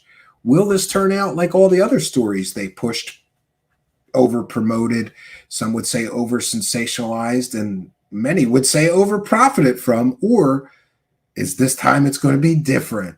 This time we're going to get that disclosure. This time it won't be kick the can. It won't be chase the carrot. This time there's going to be evidence. Or is this just another cycle through the history of the UFO grift? Overpromise, underdeliver, big letdown. Are we in for a big letdown? Let me know what you think in the comments, or let me know what you think in the live chat. And get those wonderful goodbye messages ready. We are going to bounce on out of here. Still more questions than answers, but that's life, says Matt G. I agree.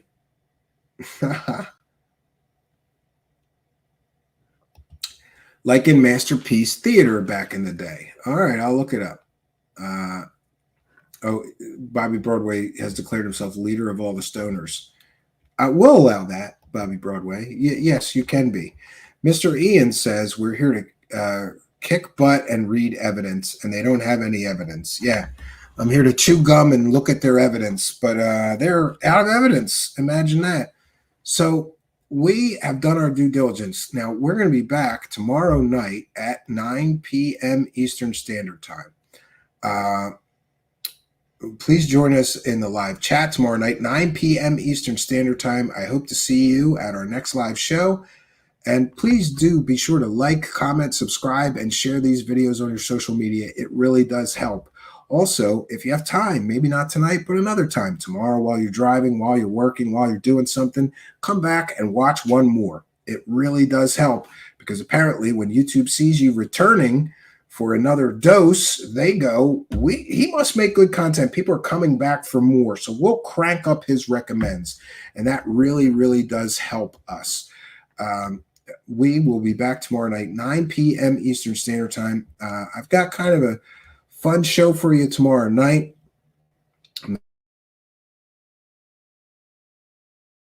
but I'm sure that we will be here tomorrow night at 9 p.m. Eastern Standard Time. Hope you'll be here with us. We thank all of you, including all you fine and wonderful people in the live chat. We'll be back with more for you tomorrow night. But for now, that's all I got for you, folks. Until next time, my name is Stephen Cambion. Good night, and God bless all of you.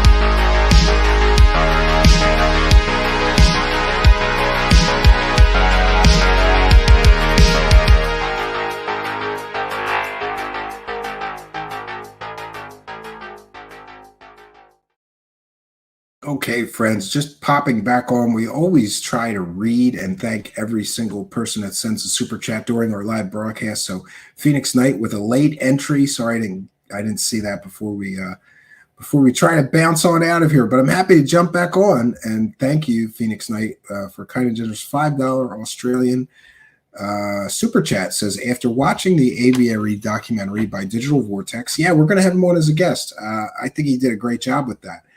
I am pretty convinced that all of this disclosure is a psyop and not simply a scam. Yeah, I mean, the jury's still out, but I am very well versed in the history of the aviary, and that may have been sort of the precursor to all of this disclosure stuff that we are seeing. You know, it just keeps cycling and repeating and repeating and repeating and repeating. And some of us have been here long enough to go, that story wasn't true the first 3 times people were selling it, you know? But it is what it is. Thank you, Phoenix Knight, for your kindness, your generosity, and your support of the show. Now we will really bounce out of here. 1 second here. I have to figure out how to do this. I haven't done this in a long time. Okay, I'll be sharing a video file. Apparently it was too big to just put in as a bumper. So we'll be back tomorrow night, friends, 9 p.m. Eastern Time. Thanks so much for everybody being here. I'll be back tomorrow night with more exciting things to share, and I hope you will be here with me. Until next time, friends, I will leave you with the song from our upcoming album. We're going to be doing the world premiere of this Saturday night at 10 p.m. Eastern Time, including the full 49-minute rendered animation. That's just incredible. Wanted to give you a quick taste. Thanks to Mr. Ian. We'll be back tomorrow night, friends. Until next time, my name is Stephen Canby, and good night, and God bless all of you.